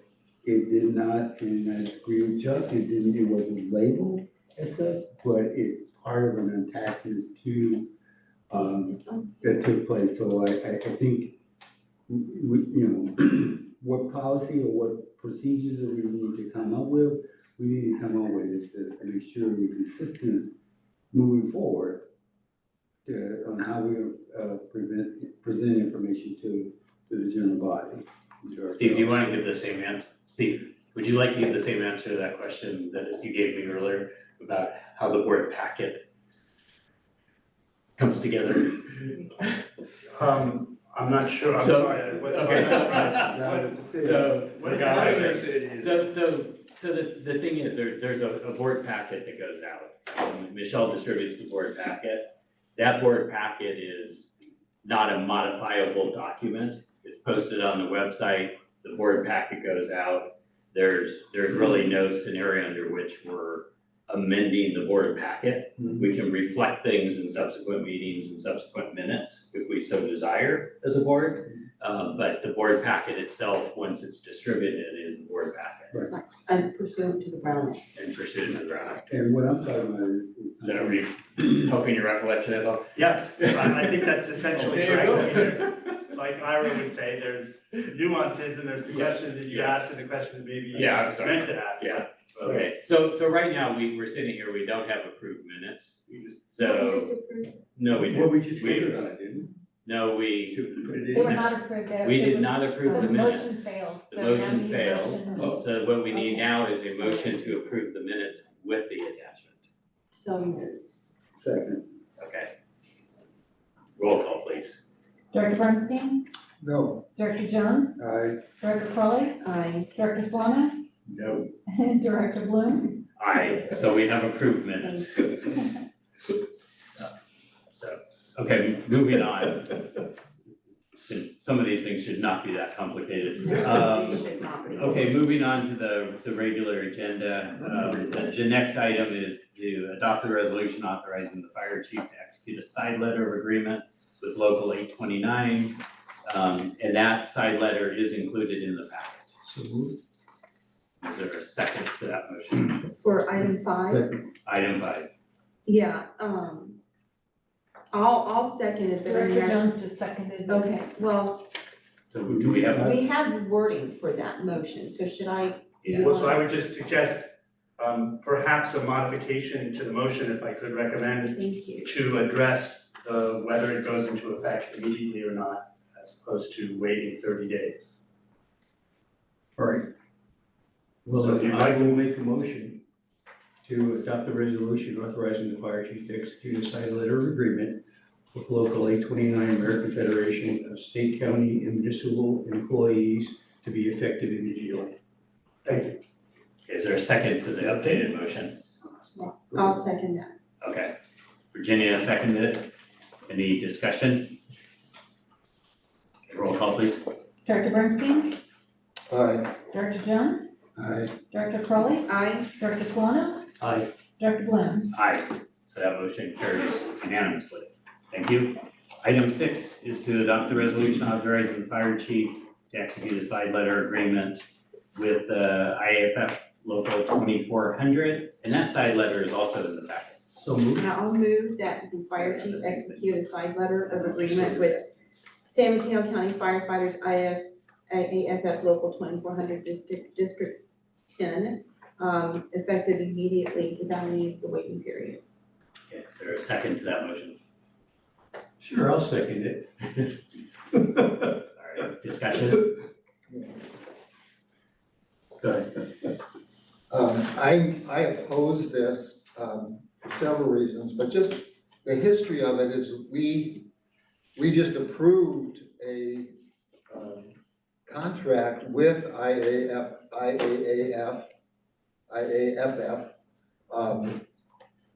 and at the very end of that process, before it was even approved, somebody became aware that they didn't like the terms of the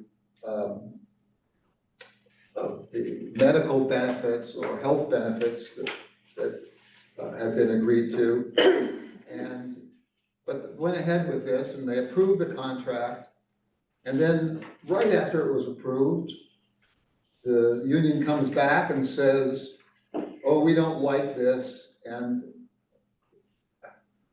I hate to say it, but they kind of came back, in my opinion, with an attitude of, you need to fix it because you didn't tell us what the problem was and things like that.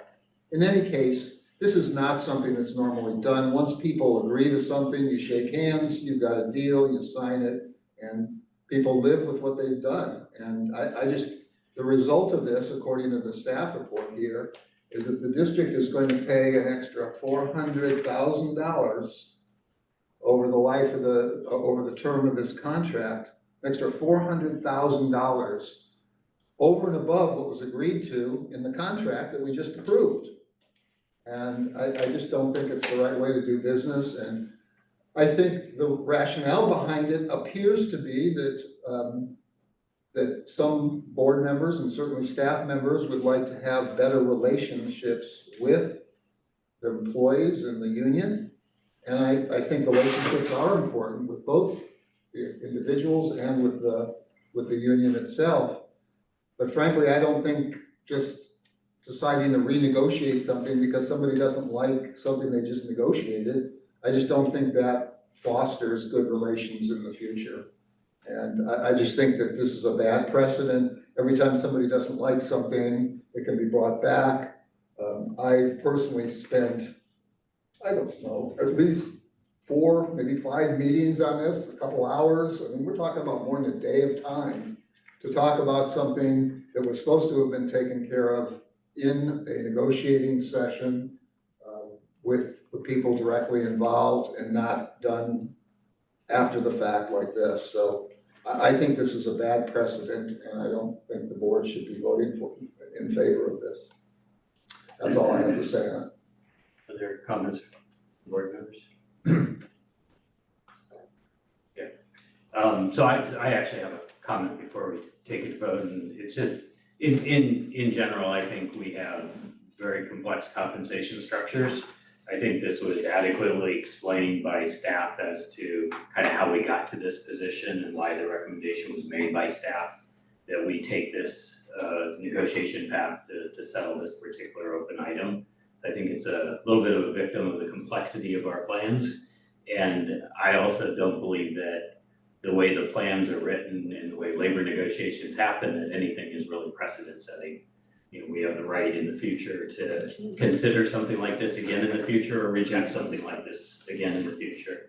So that's all I'd like to say. So unless there's other comments, I'll ask for the roll call vote on this. Hearing no other comments, roll call please. Director Bernstein, Nay. Director Jones, Aye. Director Crawley, Aye. Director Solano, Aye. Director Bloom, Aye. So the motion carries and Chief is authorized to execute the site letter agreement effective immediately. Next up is item number 7, discuss the fire response preliminary data analysis. Again, there's information in the packet and I will hand this to Chief Lorenzen. Perfect. Thank you, Director Bloom, and members of the board. This is what I'll call a preliminary report from our data analytics consultant. You know, as we are getting information in and giving feedback and trying to hone in on exactly what we want the report to look like. It's moving slow, but I wanted to share with you some of the charts that I felt safe enough to share with you so you can at least get a glimpse at the product that we're preparing and some of the data that we have. And there's more to come, and there'll be more conversations at future meetings, hopefully at the February meeting, but if you can follow along with me.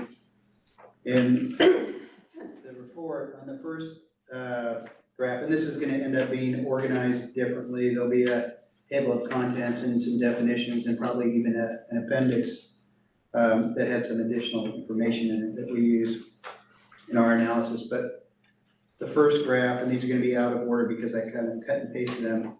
The first graph basically is an indication of what do we do on a day-to-day basis? It's really a measure looking back at our last year, shows a percentage of calls. In the next version of this, it will actually have numbers associated with the percentages and a total on it, so you can actually see what is the fire department generally doing when they're responding to calls? What are we going on? And you can see overwhelmingly it's EMS, and then calls for service, a number of false alarms, and these are categories that are set up in our incident reporting system, so there'll also be a description of what all of those calls are too. We have in the next map down is our heat map.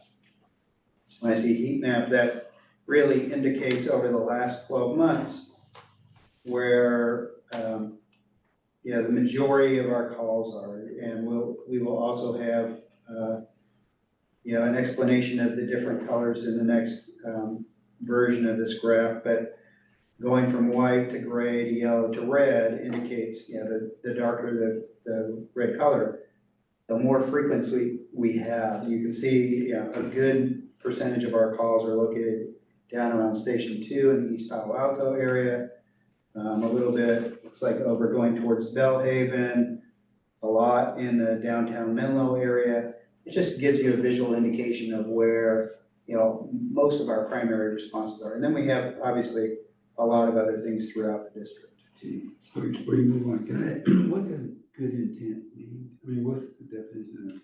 Didn't bring my, a lot of times it's a false alarm, like somebody may see what looks like smoke coming from a building, and it's actually steam from a vent pipe or something like that. So it was a legitimate 911 call, but without any actual, emergency there. So that's generally a good intent calls. The next one is response times. You'll also see my intention is with each one of the graphs is to offer an explanation. We don't have explanations with all of them yet, but to offer a written explanation as to what we're measuring and also answer the question as to why we're measuring this and sharing it with the public. Why is it important to us? So that will be, yes. Just a quick question, it says in Menlo Park, so is this only for one part of the No. map in Menlo Park or We'll is it change for that, so the district? it's the district, it should say the Okay, district. sorry, I just, I No, was that's a little, good, that's a good catch. I was like, well, okay, are we gonna have similar data for the other hotspot areas? No, yeah. Okay, so So this is for the whole district? Yes, that Okay. is district-wide, and Thank we have, in graph 7 and 8, it's for the last month and then for the last year. And what we're gonna be displaying is always looking at the current month on some of these, and then we have what I call a rolling 12 months. So we won't use year to date, but we'll use the last 12 months so we can see if, how does the current month compare with just an average what's happened over the last month. So in just this one for explanation here, this current graph that says response time, it only includes turnout and travel time. Yeah. Right? It does not include dispatch time. And I was speaking with Director Bernstein with this after, in between our meetings, and I think eventually we will have a combined time for all of them, because it's really from the time a patient or a patient's family picks up the phone and dials 911. That's the time we should measure from that. Well, we can measure from the time it goes to fire dispatch all the way until we arrive at the scene, and that's how we should be measuring our times. And these here, like I said, it's just the turnout time, the time it takes from when the tones go off in the station till when we're pushing route on the engine, and then the travel time is from when we push that route button till we push the on-scene button. Yes. Yeah, that's definitely since we don't control the entire dispatch, if you wanna call it protocol. Right. That's that's a lot of time that we may be losing by the time the call is actually put into service. Right. And so it's kind of like the dark hole that when we have OES come in here to give us a presentation, those are the types of questions I want answered. When that call comes in and says, I need an ambulance or a house is on fire or whatever, how long does it take from the dispatcher to process that call to give it to us as a call? And you know that when you came from Ventura, that you controlled that whole process, right? We had all of the cases except from, all 911 calls go into the PD side, law enforcement side. Mhm. We didn't have control. Oh, you didn't have control with it. Yeah. That said, Natasha will, as best she can, answer that. Fortunately for Natasha, who will be in next month doing our presentation on our dispatch, they in their dispatch center there gets a good portion of our PD calls going into sheriff, right, just on the other side of the room. So she should be able to, I think, at least anecdotally share how quickly that transfer time is. Yeah, I had an experience where it was involving an accident on 101, and I was transferred 3 times and then put on hold. So by the time that call was dispatched, it could have been easily 3 or 4 or 5 minutes. And I don't know what would have happened, but luckily it had already been reported by the time my call had processed through. But that's just an example of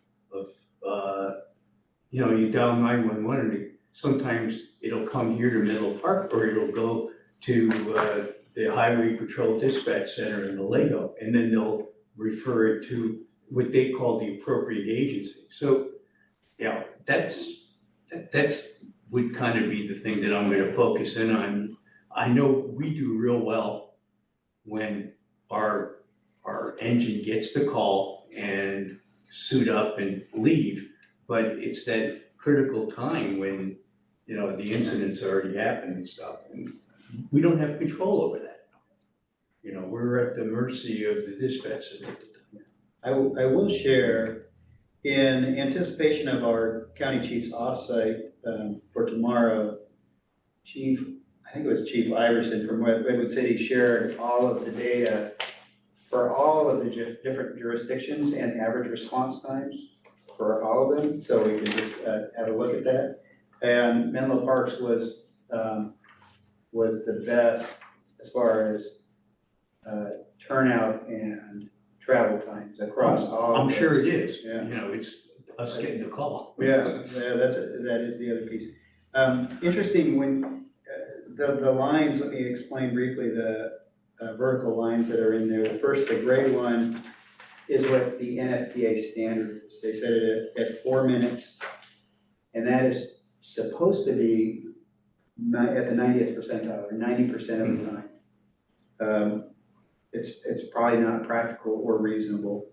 The next, orange line is the average response time that we have, and then the 90th percentile for us, you can see is 6 minutes and 48 seconds for the month of September.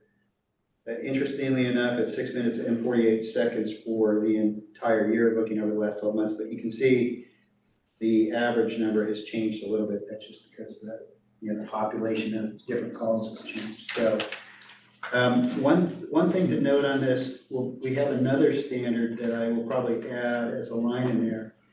Under our ALS agreement with the EMSA, for which we get paid first responder monies, we are, I think, countywide supposed to be able to respond 90% of the time at 6 minutes and 59 seconds or less. So that's probably something that should be noted on our graph, that we're obviously compliant with that in the 648. And then the other Chief, thing. do they define that response time without dispatch They also? do, yeah. But what's interesting, I had Chief McDonald go back and look and see if he could find any kind of staff report that indicated the board had approved internal metrics for us, and he came up with one from September 15th of 2015. And the board adopted by resolution a goal. The goal of the first response unit shall be to arrive on the scene of all code 3 emergencies within 7 minutes, 90% of the time, from the time of receipt of the 911 call in the dispatch center. So that is all inclusive. And back then it included 1 minute for dispatch, 2 minutes for company turnout time, and 4 minutes for drive or response time. So yeah, I think that's one of the things already. If we applied that standard right now, we wouldn't be meeting. Whether that was reasonable back in 2015 or not, I won't opine on that, but it was interesting in the next month's board meeting, we had presented some data, and it was interesting because it excluded the dispatch time.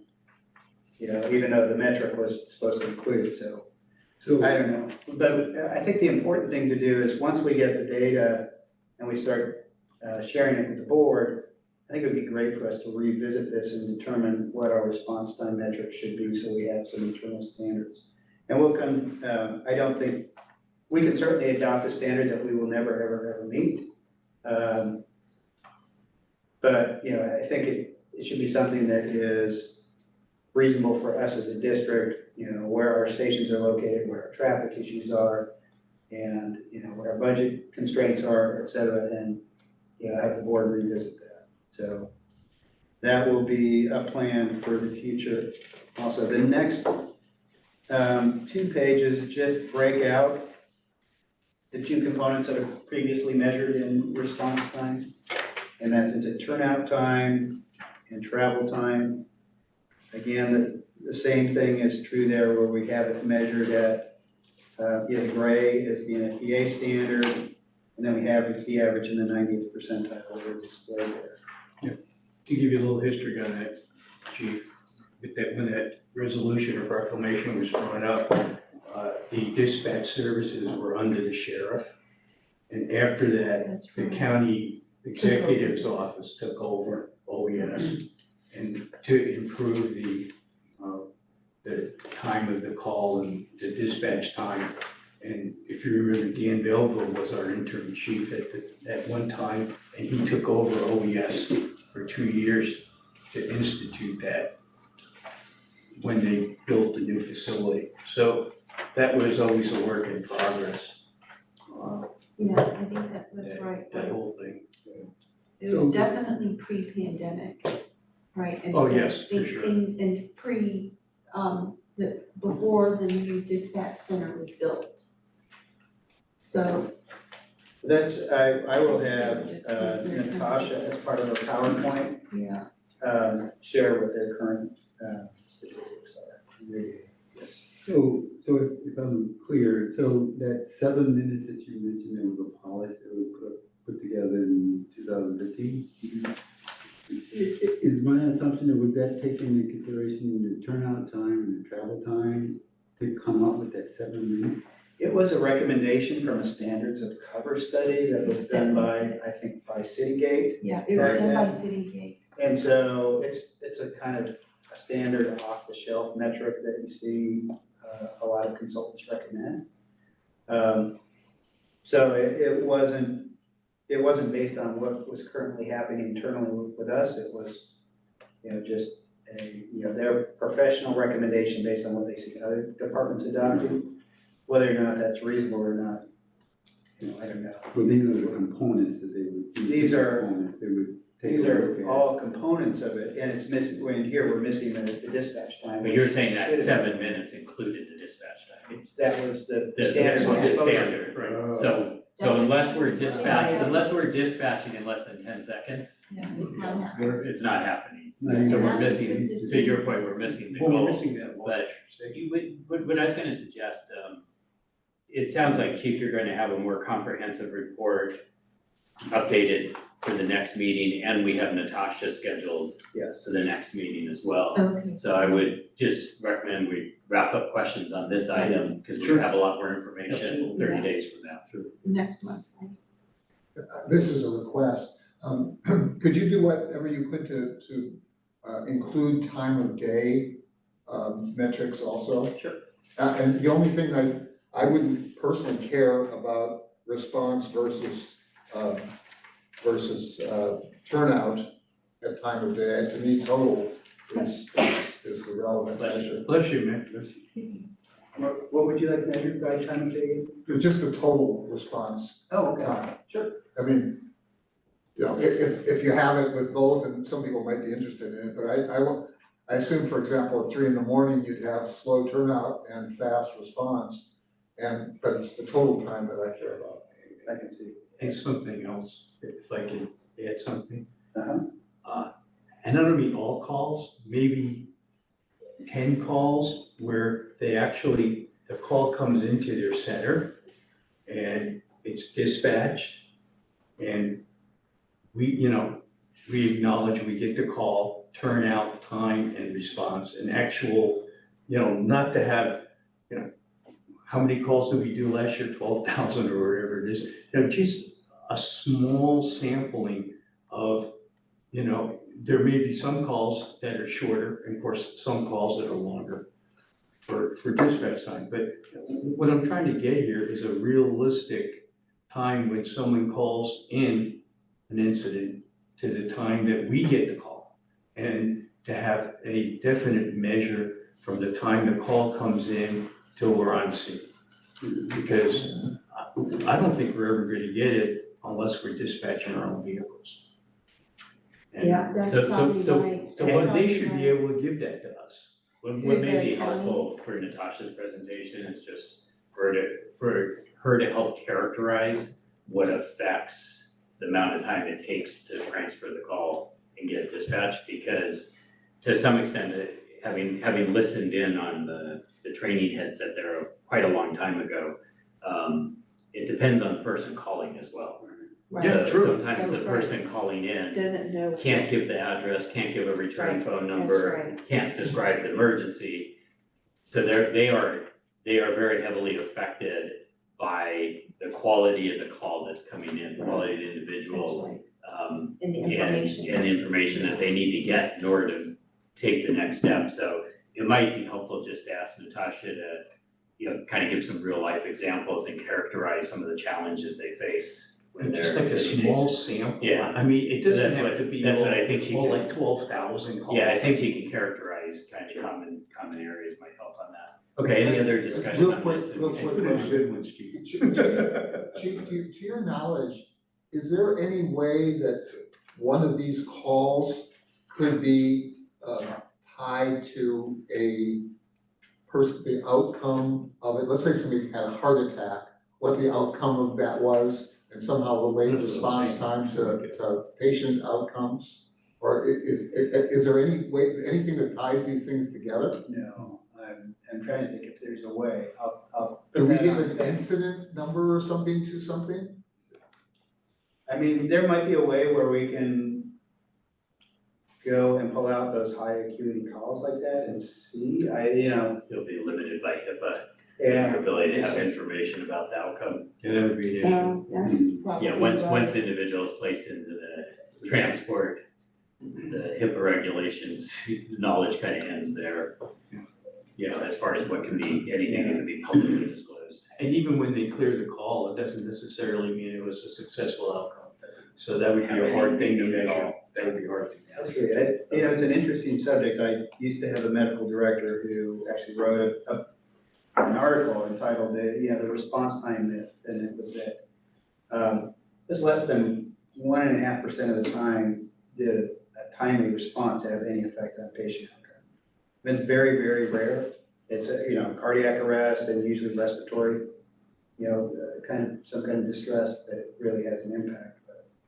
But what he failed to measure was the relief of burden that occurs when first responders get on scene with family members. You see it, I don't know how you measure that, it's that kind of customer service thing where even if if their kid has a broken leg, they're gonna go sit in the ER and wait for 2 hours to get it put in a cast, but us getting to the scene quickly with a mom or dad there and taking that, burden off of the parents is, that's important. And, a quick response is important, and them hearing the sirens coming is important, and sometimes those things get missed in the patient outcome side of things.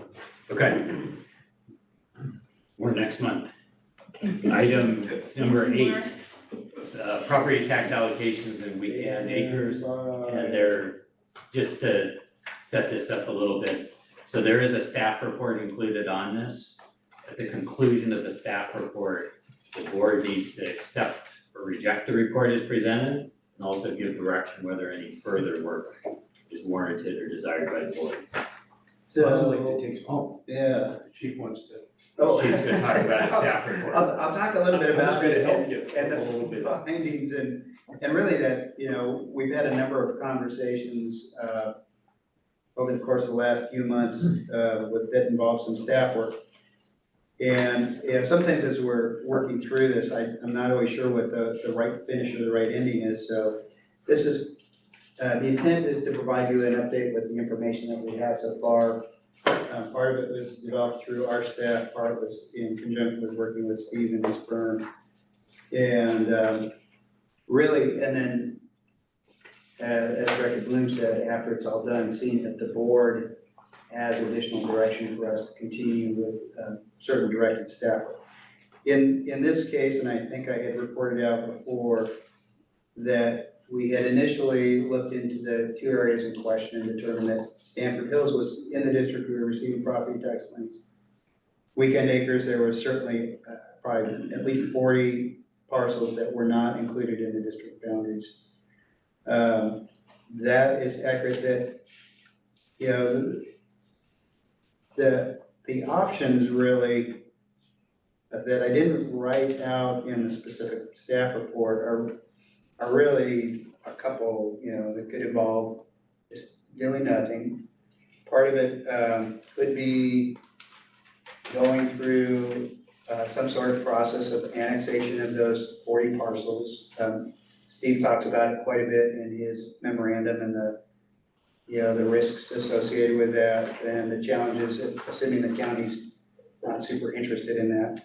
I think a third one could be me having some informal conversations with Mike Callaghan seeing if he is interested in, either allowing us to bill for that or do something that's a little bit different.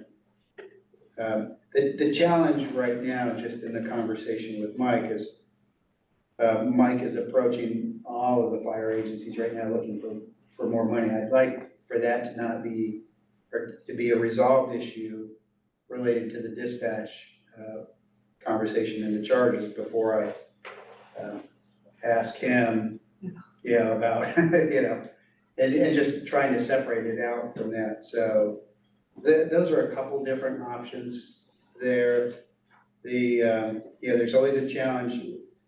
My guess is, I suppose the fourth option would be for us to not provide services to people who aren't in our fire district there, which I don't think any member on the board probably would be in support of that. The closest county fire station that is actually getting paid for providing the services is far, far away. I'm in support of that. Really, I think that would get the residents on our side. Yeah, okay. So those are really the options that are available to us, so. Well, how do we negotiate with the county so we don't have to go through the LATCO process and see if they're receptive to transfer whatever tax base that they do get and just pay us a fee or something? Who do we negotiate with for that? I mean, I would start the Would conversation. it through the auditor's office or first through the county executive's office, probably? I would say, do the simplest way in order to do that. Can I ask a question, just to get clarification? So did I hear you correctly say we're talking about 40 parcels? That was my Is approximate that by eyeball estimation of count. the number of houses? So the max, 40 or 50? if you assume they had, each one of them had a call, which is probably outrageous to think that each one of them would have a call in a given year. We're talking about 40 calls versus our 12,000 that we do district-wide. I personally would just characterize this as a de minimis thing, and my suggestion would be to allow the chief to handle this outside of the board and informally with the county officers. That would be my recommendation, but Just a brief comment, if I may. Yeah. And I agree with what you're saying. I think it's 40 parcel versus, you got in the district, a couple thousand. I think to me, it's all like the priority in your conversation will that count. And being able to kind of understand, put this in relationship to whether, I don't know where it should take a high priority or low priority, or somewhere down at the bottom of the list. Because I think one will impact the other, just from human nature kind of, you want to deal with this, the weekend acres and negotiating him to try to get this, positioned the way it fits us. And I agree that, we go do something and you get reimbursed for it. But will this take a priority over the other part from dispatch that you work with and you talk to me about? I don't know. Trade-off. What is the trade-off? I'm gonna get it back to Gary. that's why I'm recommending Just we let the chief. let the chief handle this, and it's, Well, the Yeah. issue happens back in 1998 when that creek overflowed and all those houses over in Weekend Acres were flooded, and it fell into the fire district's responsibility to not only take care of those 50 houses, but it fell into the fire district to take that from, Sears Reservoir that overflowed, and that whole area down there in Weekend Acres, the fire district had to accommodate all the rescues and everything there. And they just didn't do 50 houses. They ended up responding to that. And in 2008, there was another flood there. So it's just not the 50 houses. It involves us being dispatched there. And then it's kind of like pass the baton. Well, here, Menlo Fire is here. So it's just, it can be negotiated. Yeah, The the only comment I'd make though is if you're talking about a disaster response, which is what you're talking about with an excessive flooding scenario, our units would be dispatched there through the mutual aid system regardless. But it felt. So we would be, you know, as involved as we were in all the other Whether or not. cross-divisional things that we had during the storm emergencies. You know, we had all our units in Redwood City up in Yeah. Emerald Hills on Monday. I think it's where we really want to see this in, What should he spend his time on? timeline and what's more, I mean, what would take a priority, I mean. That's my de minimis comment.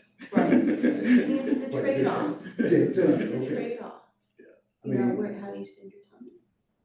I mean, let me throw it back at the chief. I mean, based on this little interaction here, I mean, how do you see your priority, and maybe putting too much on the hot seat, how would you see your priority for the two issues that we have, which would take precedence over? Yeah, I mean, the bigger issue right now is with the dispatch costs, right? But I think, you know, given the opportunity to find the right time and place to talk to Mike about it, I think within the next year, there's gonna be an opportunity to have a conversation. It's just, you know, you've been in negotiations before and what's important and when, and wait until Mike has some kind of win, whatever it ends up being with the dispatch services. So this isn't leveraged.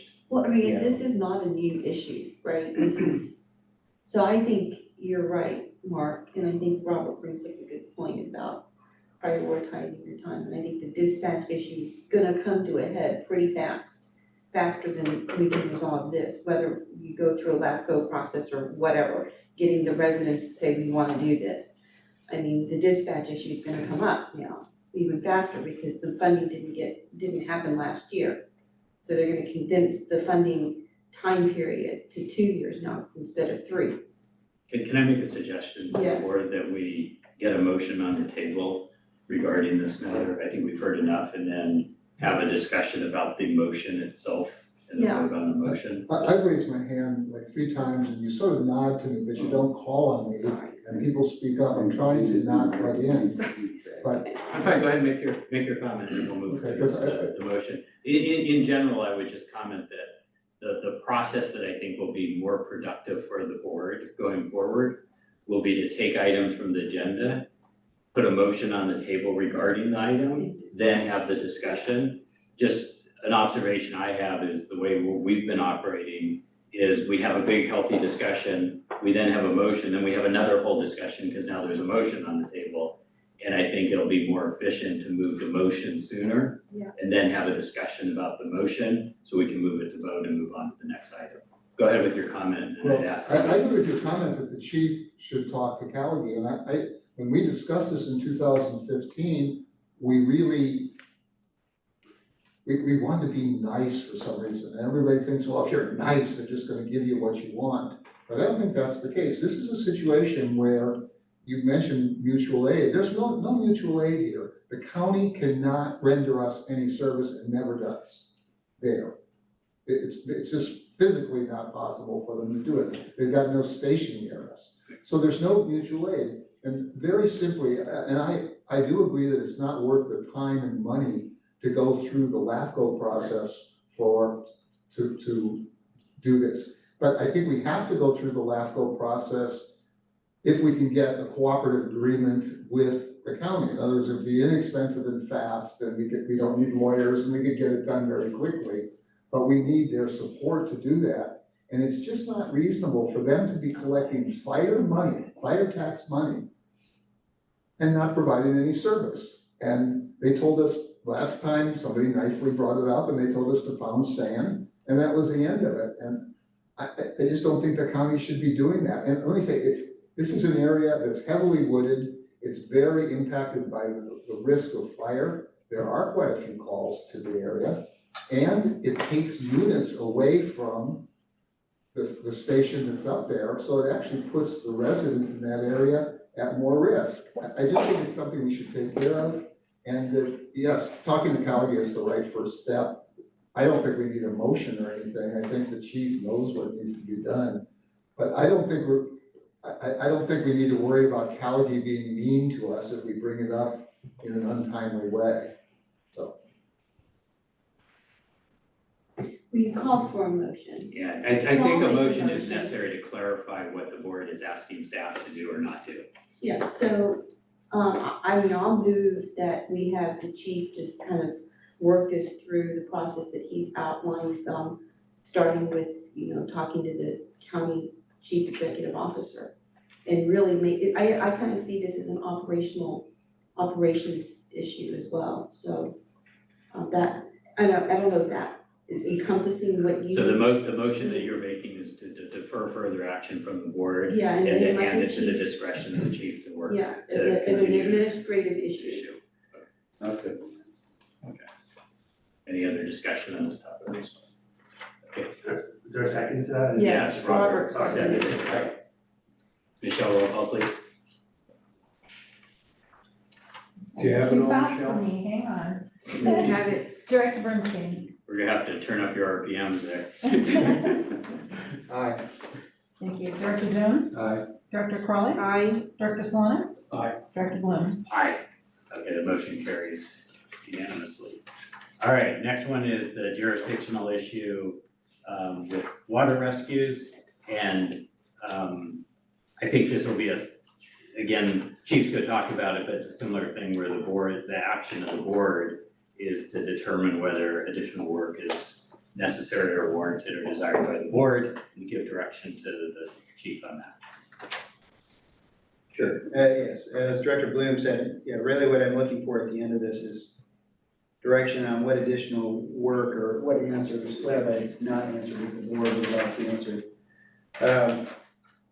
The question came up at a couple different meetings about who has jurisdictional responsibility to respond to water rescues in the San Francisco Bay. So again, this was, a good amount of it came from, of the information in here came from Steve and his staff over there. I also had some conversations with, in the past with the harbor director out of the San Mateo County Harbor District, and also recently with the city of South San Francisco that has a water rescue program and a relationship with the harbor district. And so the general response was that, or the best response is that a whole litany or a number of agencies have what's called this, a non-exclusive authority to respond to water rescues in the bay. And that is consistent with, the other agencies that are located around the bay, and it includes law enforcement with the sheriff and the Coast Guard and the Harbor District, and I don't remember who else I'm leaving off, but there are a number of them that have that. Steve developed a memorandum that actually outlined our district boundaries, as you can see, that go out to basically the midpoint on the Dumbarton Bridge. I know we also have some kind of joint powers agreement with the city of Palo Alto to conduct their water rescues for them. I think they, many years ago, they donated their boat to us in return for us responding into their area. That said, we could not find that actual document, so it's just kind of in the history records that are on our website that points us to that. So that is what we found, and again, that is similar to my experiences in the past. In my last jurisdiction, the sheriff had primary rescue responsibilities, but the sheriff didn't have the resources to actually respond quickly. So fire departments along the coast filled in the gap with jet skis and boats and paddle boards and other things. So, like I said, there is a non-exclusive authority for a number of agencies to respond into the Bay Area for water rescues. So I'll say something really quickly, Mark. I think you have to understand that the bay is gonna be very different from the Pacific Ocean coast side in terms of rescue and what resources are out there. So you're talking about just the San Francisco Bay, right? That was the question, Yeah. San Francisco Bay.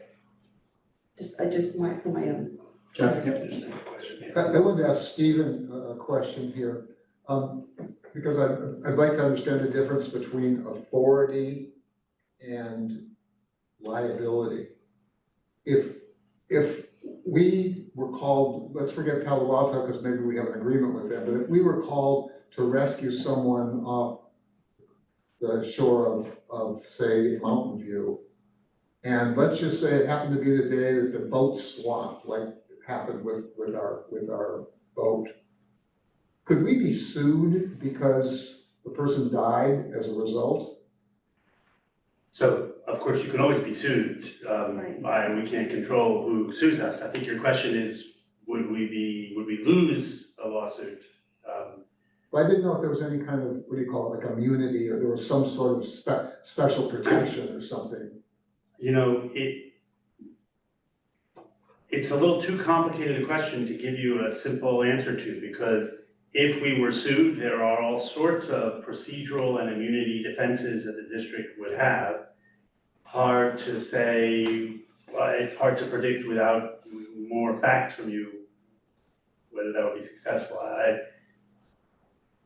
I hate not being able to answer your question, but I just don't think I can answer your question. But I guess, when we talk about authority, does that give us some liability? I mean, So I think I do understand your question, is whether, because we have the authority to do something, does that mean we have the obligation to do something or else face legal peril? In the context of water rescue, the cautious thing for me to do is say, I'll have to get back to you. I think the answer in the area of water rescue is likely not. The fact that we have the statutory power to conduct water rescue does not mean we have the legal obligation to do so in every instance. But it's so fact specific, and it's a little different from, dispatch calls and says my house is on fire, and we say, that's just a different statutory situation. Let's hope we never do that. Stephen, I have a question. Yeah. On your memo that you gave us. Sure. It says here you made a conclusion. It's difficult to prove that the district's boundaries do not exceed into the bay. Now, OES dispatches our boat as Boat 77 to do rescues south of the Dumbarton Bridge. They designate a call sign and our units go out there, okay? And then secondly, you said here that you couldn't find any authority or any legal precedent that was set as to who had the authority to do rescues on the bay there. You said you couldn't find any legal, So policy or what I procedure. was trying to say, and if I wasn't successful, I apologize, is that there's no question but that we are conducting water rescues on the bay, and other agencies are too, and people are looking to us. The question was, where does the authority to do that come from? And we tried to pull on that thread all the way back to the formation of the district, and couldn't find a solid legal statement that said what our boundaries extend out into the water. Well, We found incidence of LAFCO, a map that LAFCO without comment produced, which showed our boundaries in the water, but couldn't figure out where LAFCO got the idea that that was the case. So it seems like people just assumed that that's the case for many, many, many years. well, on the Harbor District website, they have a resolution that the Board of Supervisors passed that gave the Harbor District the ultimate jurisdictional authority on all the waters that surround San Mateo County. And I found, and that's on the website for the Harbor District. And here's the resolution. So it appears that the Harbor District has that ultimate authority or responsibility to do rescues, but we're doing them. Actually, Right, that's I not guess- true, Rob. The Harbor District Patrol is not a search and rescue organization. You want to take? I understand what you're trying to do. I'm just telling you, that the sphere of influence. I is want this very- included in the minutes. Okay? Thank you. Anyway, the sphere of influence is very small. If I could just, We're not a search and rescue organization. So I don't know when that was passed, but that was passed before. That's on your website. I understand, Wait, wait, and I understand what you're trying to do. Are you, Oh my God. wait, you're discussing this as a fire district person or a harbor district person? I'm at a Or a fire board LAFCO meeting, person. Rob. I'm in a fire board meeting, Rob, not Excuse me? understand what your point is. So I'm discussing this in relation to your question, the wrong information that you have. Wrong. So I would like to make a motion to let this go toward, let the chief, kind of similar to the last motion that I made, to let the chief work on this if there's even any work to be done on this. Okay, so your motion that you're making is to, again, similar to the last one, is to Yes. defer further action on this to the discretion of the chief. That's correct. Okay, is there a second for the motion? I'd like to continue my discussion. You can continue. Michelle, could I have that back? I want to read it into the record. Thank you.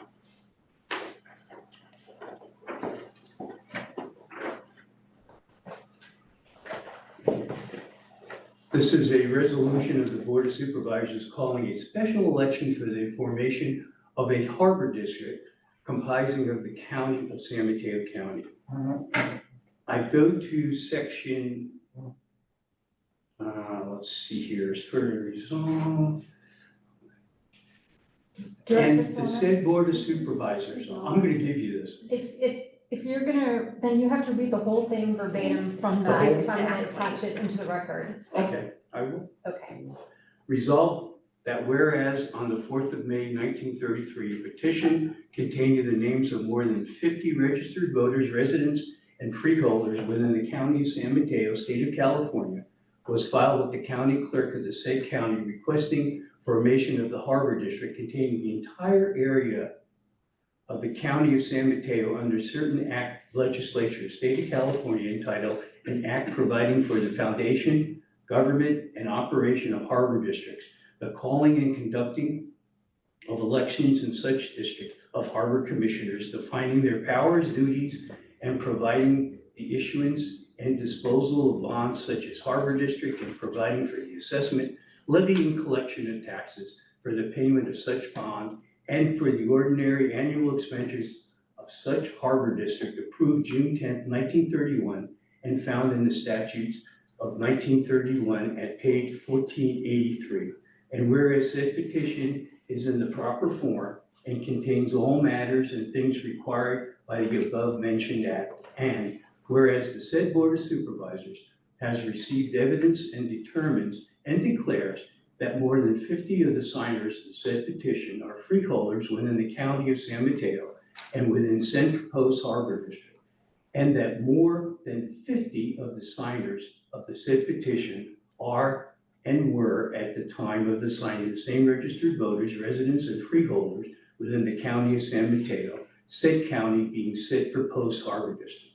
And whereas this is the time set for a hearing of the said petition due to proof having been made that the said petition was published in all respects as required by law.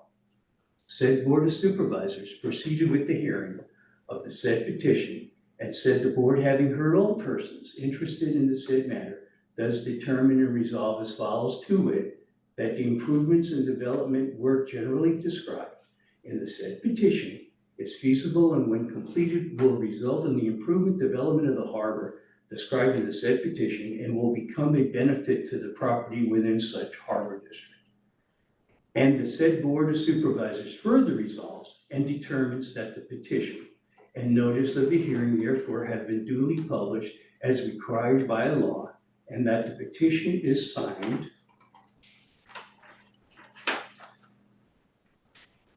by a sufficient number of persons who possesses the qualifications in the said act. And the said Board of Supervisors further resolve and determine that a harbor exists within said proposed harbor district known as San Mateo County Harbor Number 1 on Redwood Creek, which harbor can be improved and developed as generally described in the petition. and said Board of Supervisors to further resolve that the said harbor shall be known as San Mateo County Harbor District and shall embrace the entire area of San Mateo County and the present existing exterior boundaries of the county of San Mateo shall be and are the exterior boundaries of the said harbor district. And it be further resolved by the said Board of Supervisors that the finding of the said Board of Supervisors set forth in this resolution shall be entered in full minutes of the said board.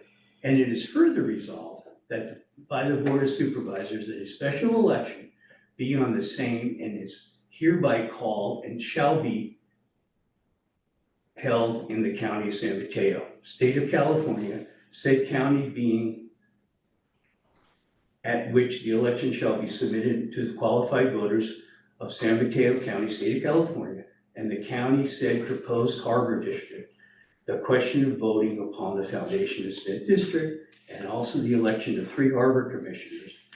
Said election shall be held and conducted in all respects as provided here before mentioned act, and in accordance with the general election laws of the state of California so far as the same were accepted. And it be further resolved that special election be called herein and shall be and is hereby consolidated by special state and county election to be held said 27th day of June 1933. And it be further resolved by the said Board of Supervisors, the clerk of the said board shall take all necessary and proper steps to carry out such terms of this resolution calling said election. Passed and adopted by the Board of Supervisors of the County of San Mateo at regular adjourned meeting therefore held on the 25th day of May 1933 by the following vote. A. Supervisors Francis, Rosalie Brown, J.W. Poole, C.W. Thompson, A.J. Witt. Noes Supervisors none, absent Supervisors none. And Chairman of the Board of Supervisors, M. Francis, attested by E.B. Hinman, County Clerk of the San Mateo Board. Do we have any other discussion? We have a motion on the, I need some water after that. we have a motion on the table, so if there's no more discussion, hearing none, roll call please. Director Burke? Could you repeat the motion? Yeah, please repeat the motion. Michelle, do you want to read back the motion you have in the minutes? It was the same as the previous one, Yes. to defer this to the chief's discretion to look into further. Aye. Director Jones? Aye. Director Crawley? Aye. Director Solomon? Aye. Director Bloom? Okay, so that moves back to the discretion of the chief to any additional pursuit as necessary. And we will move on to the next topic, which is to accept the proposed board calendar and committee meeting calendar. And you have that in your packet. I'll make a motion to accept it. Oh, do we need to make a motion for that? I don't hope we need a do we need a- Well, I think do need, I want to change a date on here. Okay. Because I know that I won't be here on May 7th. I'll be coming back from the East Coast. And so I'm, Yeah, so can I make a comment on that? yeah, I mean, we can do it. Relative changes. What I'd recommend is if we, as we approach dates, if we have conflicts, that we address them Okay, at that time. okay. I know I have conflicts with at least one meeting. I've already talked to Robert about that he'll be chairing one of the meetings, assuming it doesn't change. But I think to try to go through. accommodate everybody's Okay. calendar, I That's think we fine. should adopt it. Okay, We can vote to change it at a Okay. later date. great. I just wanted Do to my put it out there because I know my schedule, right? May I just ask a question, Michelle, related to calendar? Sure. If a meeting gets changed in terms of its date, it shifts from a regular meeting to a special meeting, is that right? If it's a different day, not a different time, but yes. A different day? Yeah. And is there a penalty or is there some extra work that has to be done as a result of that, or does it make any difference? It doesn't really make a difference. But there's certain topics we can't bring up at a special meeting, is that right? Whatever the agenda is, you have to stick to those agenda items. But I thought we have to approve certain things at a regular meeting of the board, is that, am I wrong? It would, well, committees, don't really take action, the board does, so committee meetings, I'm talking about any any meeting here. Oh. Yeah, but this is. I believe in the this is last year, we did move meeting, and it Yeah. didn't change the way the meeting operated at all. Perhaps legal counsel can advise us. So a regular, the difference, the difference between a regular meeting and a special meeting under the law is that a regular meeting is set by the board according to its schedule. If the board wishes to change a regular meeting date under your policies, the whole entire board could say, we're gonna reschedule the meeting on Tuesday for Thursday, and it still remain a regular meeting. If, however, the board doesn't do that, someone's not around, and so the board president says, let's just meet on Thursday, but you didn't have the board action to change the meeting from to a different date, then the regular meeting just doesn't happen. The other meeting would become a special meeting, and the only functional difference, which is the reason why the board acted once before in this sort of slight hopscotchy way I'm just describing, is as you indicated, Director Bernstein, there are some things that must happen at regular meetings and not special meetings, chiefly among them compensation-related issues for your fire chief. Thank you for the summary. Does that make sense? It's kind of convoluted, but under your policies, only an action of the board can change the date of a regular meeting A and have regular it still board be meeting. called a regular meeting. Okay, so we could cure that simply by voting on it at a previous meeting. That was my question. That's Correct, what we- or we sneak did preview, you can cure that by delegating to your board president the authority to change a date without that, if you want. Right, we did that in November because of the Thanksgiving conflict. So we changed the regular meeting, which was supposed to be on November 21st to November 14th. Right, and the that full became board the- decided to That's do that. right, that's Okay, right. we have a motion on the Yes. table to approve the count. I think we all understand the rules. Thank you. Any other discussion? Okay, roll call We need a please. second. We need a second. Oh, we need a second? I thought Robert Robert seconded it. seconded, I didn't, sorry. The silent guy here seconded it. Director Bernstein? Aye. Director Jones? You're voting. For the count, Yes. yes. Director Crowley? Aye. Director Solano? Aye. Director Flynn? Aye. Okay, we have a calendar. Okay, in the spirit of things, it should have been easy and that aren't. We'll talk about the committee liaison ad hoc appointments. All of you have received an email, and there's a copy of it in front of you from Director Bernstein regarding his committee assignments. Let me just kind of walk through my thoughts on kind of where we're at on this, which is, I don't come as a trained politician to any of you as president here, but in my professional career, I've had a lot of experience dealing with accusatory emails like this. And I've always found it best to just move on with the work of the board. So I remind everyone, it's a democratic process. My recommendations require approval of the board.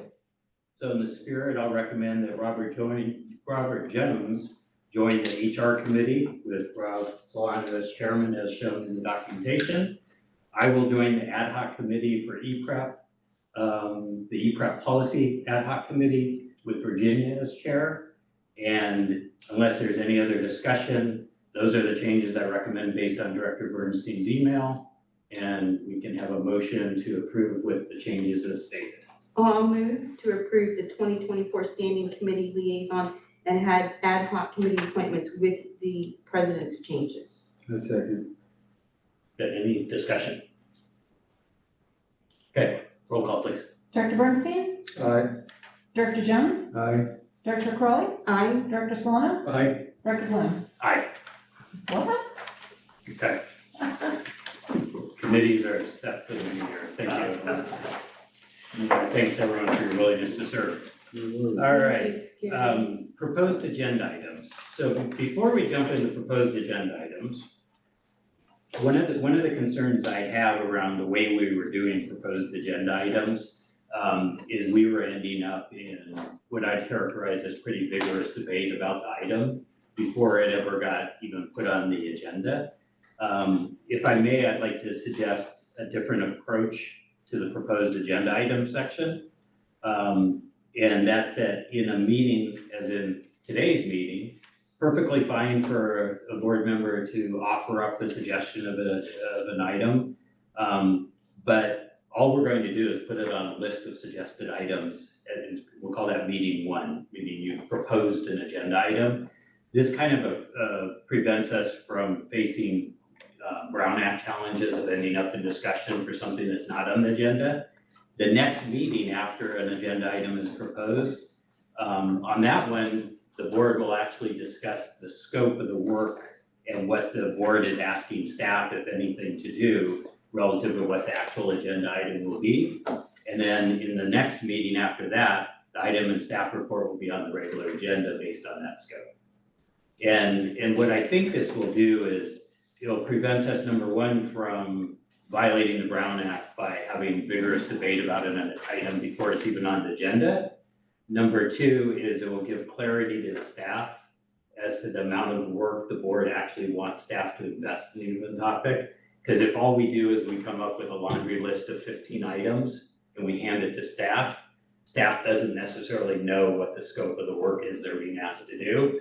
And we may be placed in an unnecessary burden on staff, either do too much or to disappoint the board and do too little. I think we've seen that on a couple of these items where we didn't have clarity. It's in like, okay, now we have to give clarity as to what we wanted to do. Some of the topics will, like the ones we had today, continue to have the item that says, well, we're gonna have to get an initial report before we can decide where to go from there. And we can handle that as an ongoing agenda item.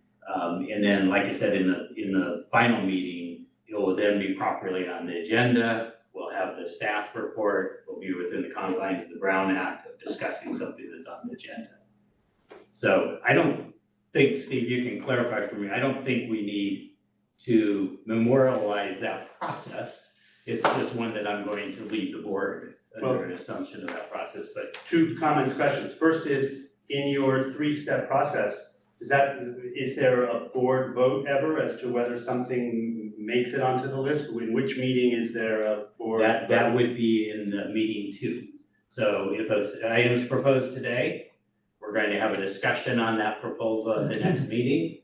We're going to decide the scope, and we're going to vote whether that should go on the agenda in the subsequent meeting. And my only other comment is that at some length, the board, not that long ago, Michelle maybe can remind us when, revised its rules, which were in its board policy for how to handle items to be proposed for an agenda.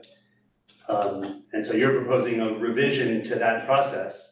So I'll just point out it's different from the board adopted policy. So perhaps the cleanest thing to do would be either for the board to vote to approve this method at some point separately, or we're in the process, at the end of our process of putting together a board policy manual, and we could describe that process in your board policy manual, and the board could discuss it in the context of that board policy manual. But what you're describing is different from what the board has approved. I understand. So my preference would be then that the board approve this process so that we can have more productive board meetings throughout the course of the year in advance of having the full board policy revised. So it sounds like in that scenario, to do the proposed agenda items, we need a motion to change the process. And then we can have our discussion about proposed agenda items, or do I have that wrong? Well, that wasn't on the agenda though, changing the proposed agenda item process. Michelle raises a good point. Okay. Who's here? Then I would like to, as a future board item, is to, especially next month, look at the current board policy, and then look at the proposed structure that you talked about. Okay. Well, can I ask a quick question? Sure. Since you're doing this, you and Michelle, I think you and Michelle, Steve, are doing this, and you're gonna put together basically a proposed policies and procedures for the board, can you add this as a proposal? Yeah, I think they will, but my point of mentioning it was that I don't know how long it will take us to get through the full process. It's not going to be next meeting or the meeting after, I suspect. Given the way the debate went several months ago over board policy, I'm anticipating that being a multi-meeting process. Okay. And I think we can dramatically improve the way we manage putting items on the agenda Well, I'll second, through the did change. you make a motion? All he's saying is that's a proposal. proposed agenda item No, for I next know, time. but so I'll to the second process. that, I'll Okay. second that, but I just, Steve, what is the timeline for the finished product? So what I pledged to you all was that we would bring a relatively fully fledged draft to you in the first quarter of this calendar year. Okay, I so, think I would prefer to bring you a draft and lead a discussion on, there's gonna be some things that's really your policy, I need your input onto. We're ready to do that, I'm thinking we could do that as soon as the next board meeting, although it's possible that it could be March, but at the very latest, it would be the March board meeting that you will see a fully fledged draft.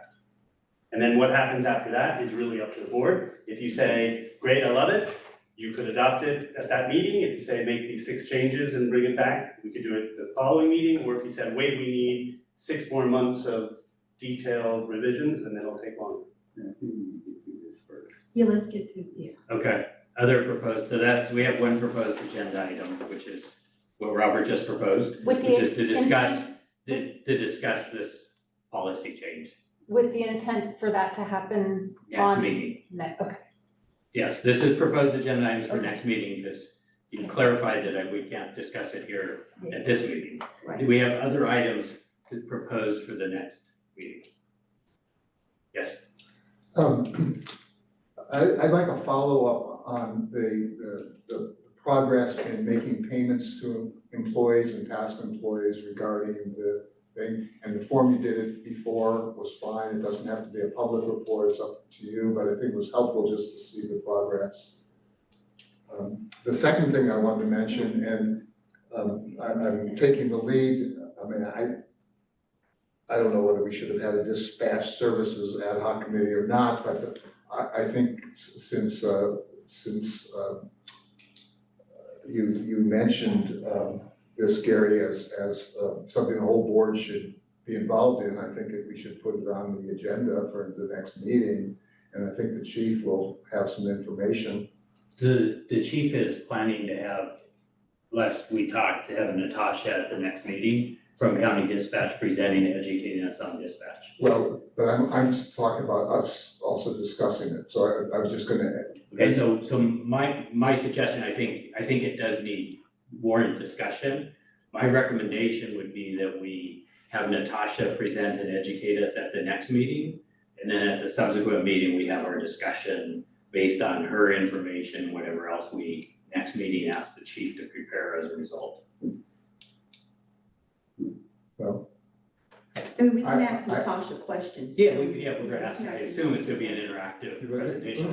me make sure I'm understanding, Chief, you're going to have met with Mike Callagy by this time, right? By the February meeting? Ooh, February 14th, so I think so, yes. Okay, I think we actually need to hear from the chief about what Callagy.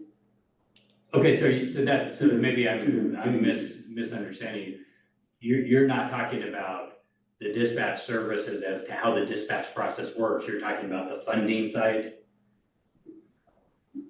Well, we're collectively talking about both, that is, Natasha Richardson is going to make a presentation. I'm hoping the chief can tell us what he learned or what the proposal is, and I'm hoping we can then comment or discuss that without running into a Brown Act problem. Okay. So I think if we word the dispatch services discussion appropriately, it'll cover both of those. okay, so we had, this is getting a little confusing for me. We had a motion for Director Crawley's item, But and yeah, Director so, Jones seconded it, so is that just for that item, and should we complete that business first? okay, so yeah, let me ask the question, do we need to vote on that specific one? And then vote on Yes. each one of these I individually? need Under a your motion. current rules, yes. We vote on each one individually? Yes. Okay. All right, so we have a motion and a second. Any further discussion on? Can you reread the motion? It's to discuss the board policy manual, the section regarding proposed agenda items, about how Gary had laid out the process. This is to have a discussion Suggested about I adjusting adjust the possible the adjustment of process. the board policy as to how we set future agenda items. Yeah, that was my motion. That's your motion. And that is still your second? Yes. Okay, The thing. roll call please. please. Director Bernstein, Aye. Director Jones, Aye. Director Crawley, Aye. Director Solano, Aye. Director Bloom. Aye. Okay, the next one was Director Bernstein had a request to review a staff report, have a staff report prepared and review it at the board meeting regarding payments to prior employees. So you're talking I about, think this has to do, I think, with the survivor benefit. Survivor benefit, yeah, Okay. just an update. survivor You said benefit, a report might be too formal, just I would like a survivor benefit update. an informal And report. if I could suggest that you don't need to vote to put that on an agenda, we're just gonna provide you with a written update the way we did last time. You can do either, whatever you want, Can the chief put it in his report? that would be public, That'd be what? public, Oh, I mean, Yeah, just a Well, written report. You're gonna do a written report. We're gonna make you So so you're saying you don't require at this time an agenda item because he's gonna provide a written report in the next board packet. No, I'm gonna do it like next week, it doesn't have to be. Yeah, but it'll be in the the. board packet. No, it won't. no, it won't no, be in the it's board not. packet. We have it to the board. Okay. Yeah, I'm gonna send you a memo to the board that's gonna be done with it. Thank you. So there's no. You okay with that? so we don't need a motion. No, Okay, then I'll make a motion that we, in addition to discussing Natasha Richardson presentation, we also have a presentation from the chief regarding the meeting that he had with Mike Callaghy, and that we can have a discussion following his presentation. Okay, do you want a presentation by the chief or you want an update from the chief? Can it just be in the chief report? That's what I mean, that Or would- can we do it in the chief's What report? specific topics do you want? But the chief is, I just wanna know about what Mike Callaghy is talking about, the dispatch. Okay. Can that go in the chief's report? I don't think so, because we wanna follow with the discussion, so I think it should be separate. Okay, Just, so So you we want have this a- in the February agenda So or it's, March? it's a. Because agenda item for the Natasha's next meeting. coming next this month. is an agenda item for the next meeting. right, He's proposing an agenda item. Is there a second to that motion?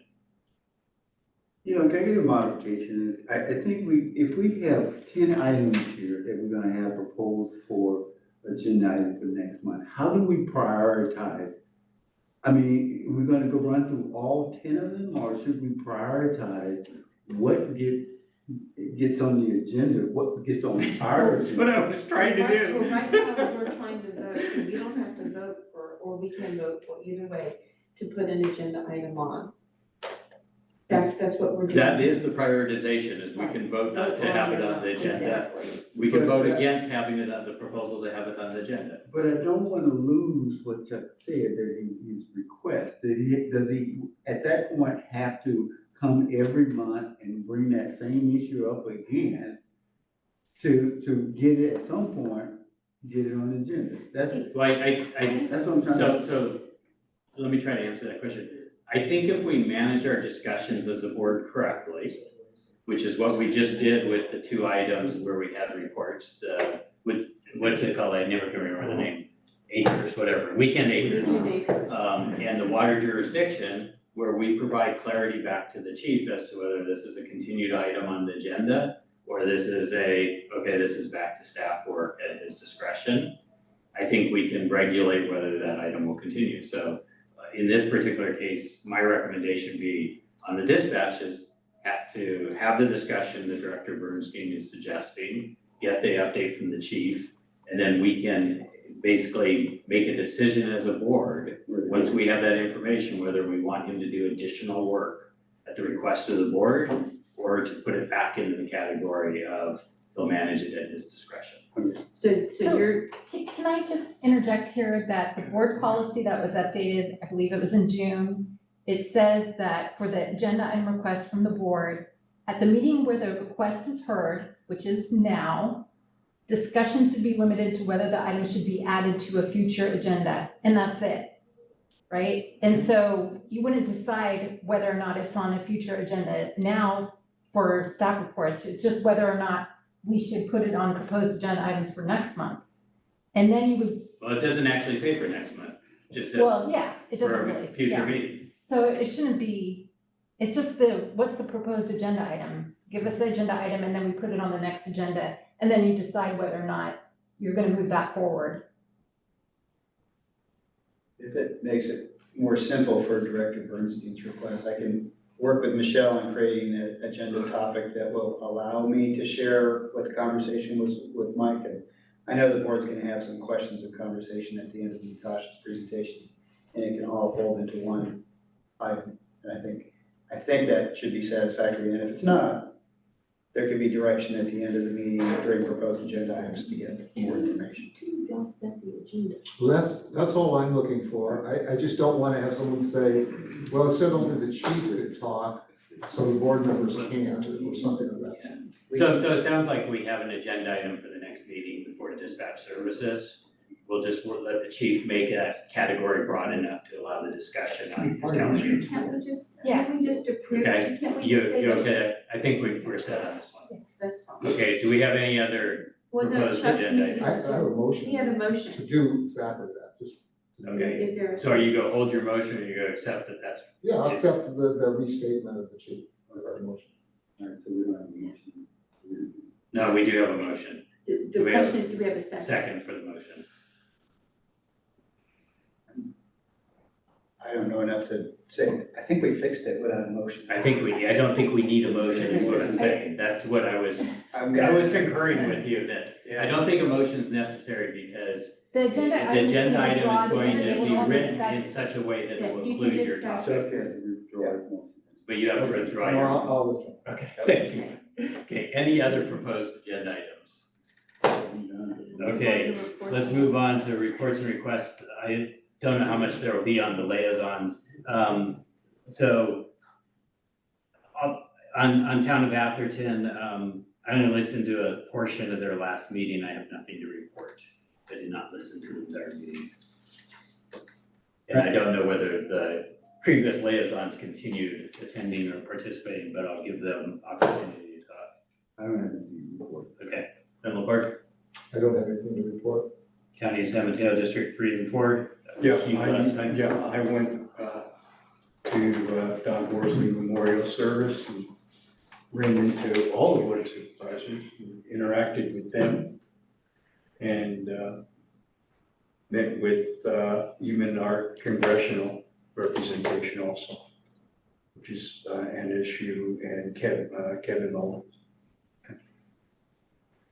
And I think you have pre-hospital, we had that last time. That's tomorrow. That's tomorrow, that's right. Stay that's tomorrow. tuned. Okay, stay Stay tuned. tuned. We'll see if it actually happens.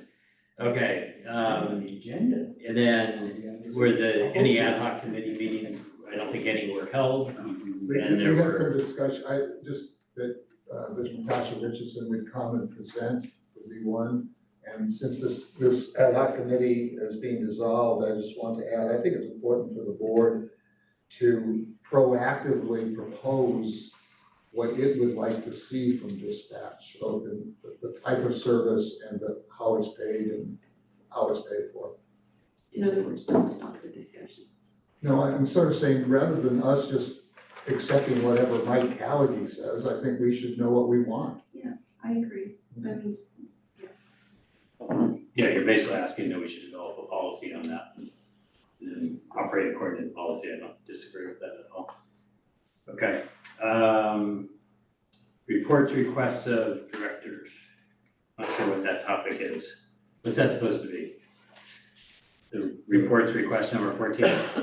It was, The requests part of it used to be folded into the proposed agenda topics, and then the board asked that that be added to that second section also. So So should that just be part of the, No, the reports was where people talked about if they went to a conference or Oh, okay. something that yeah, so occurred. that, Okay. I have something. does any board members have anything to report? I do. Okay, So I went to a Menlo Park Rotary Club meeting on January 10th at the request of Joanne Dole, who was the Rotarian who was here at our last meeting from the Kihei Wailea Rotary Club. And she thanked the Rotarians from Menlo Park for the fire engine donation, so that was really sweet. But Amandeep, our new employee, was there too, to network and try to get to know the community. And she did a really great job representing the district. And I think a lot of people were interested in emergency preparedness and talked to her. So I'm hoping that she's gonna continue to build that momentum. So if you could thank her for, I mean, I did thank her at that time, but, she was very good. That's all I have. Any other reports? Okay, so I think we're at the president's report. So I'll be relatively brief, recognizing that we're at the 10 o'clock hour. We're right on top of it. 6 seconds. Yeah, 6 seconds. I'm gonna go over a little bit on that. I just want to make a few comments about kind of my expectations coming in as the new board president about, and some of it I've touched on already, about how board meetings I think should be conducted and what can make us a more productive board. One piece of it is rely on the committees. So we have committees, the committees are doing a lot of work.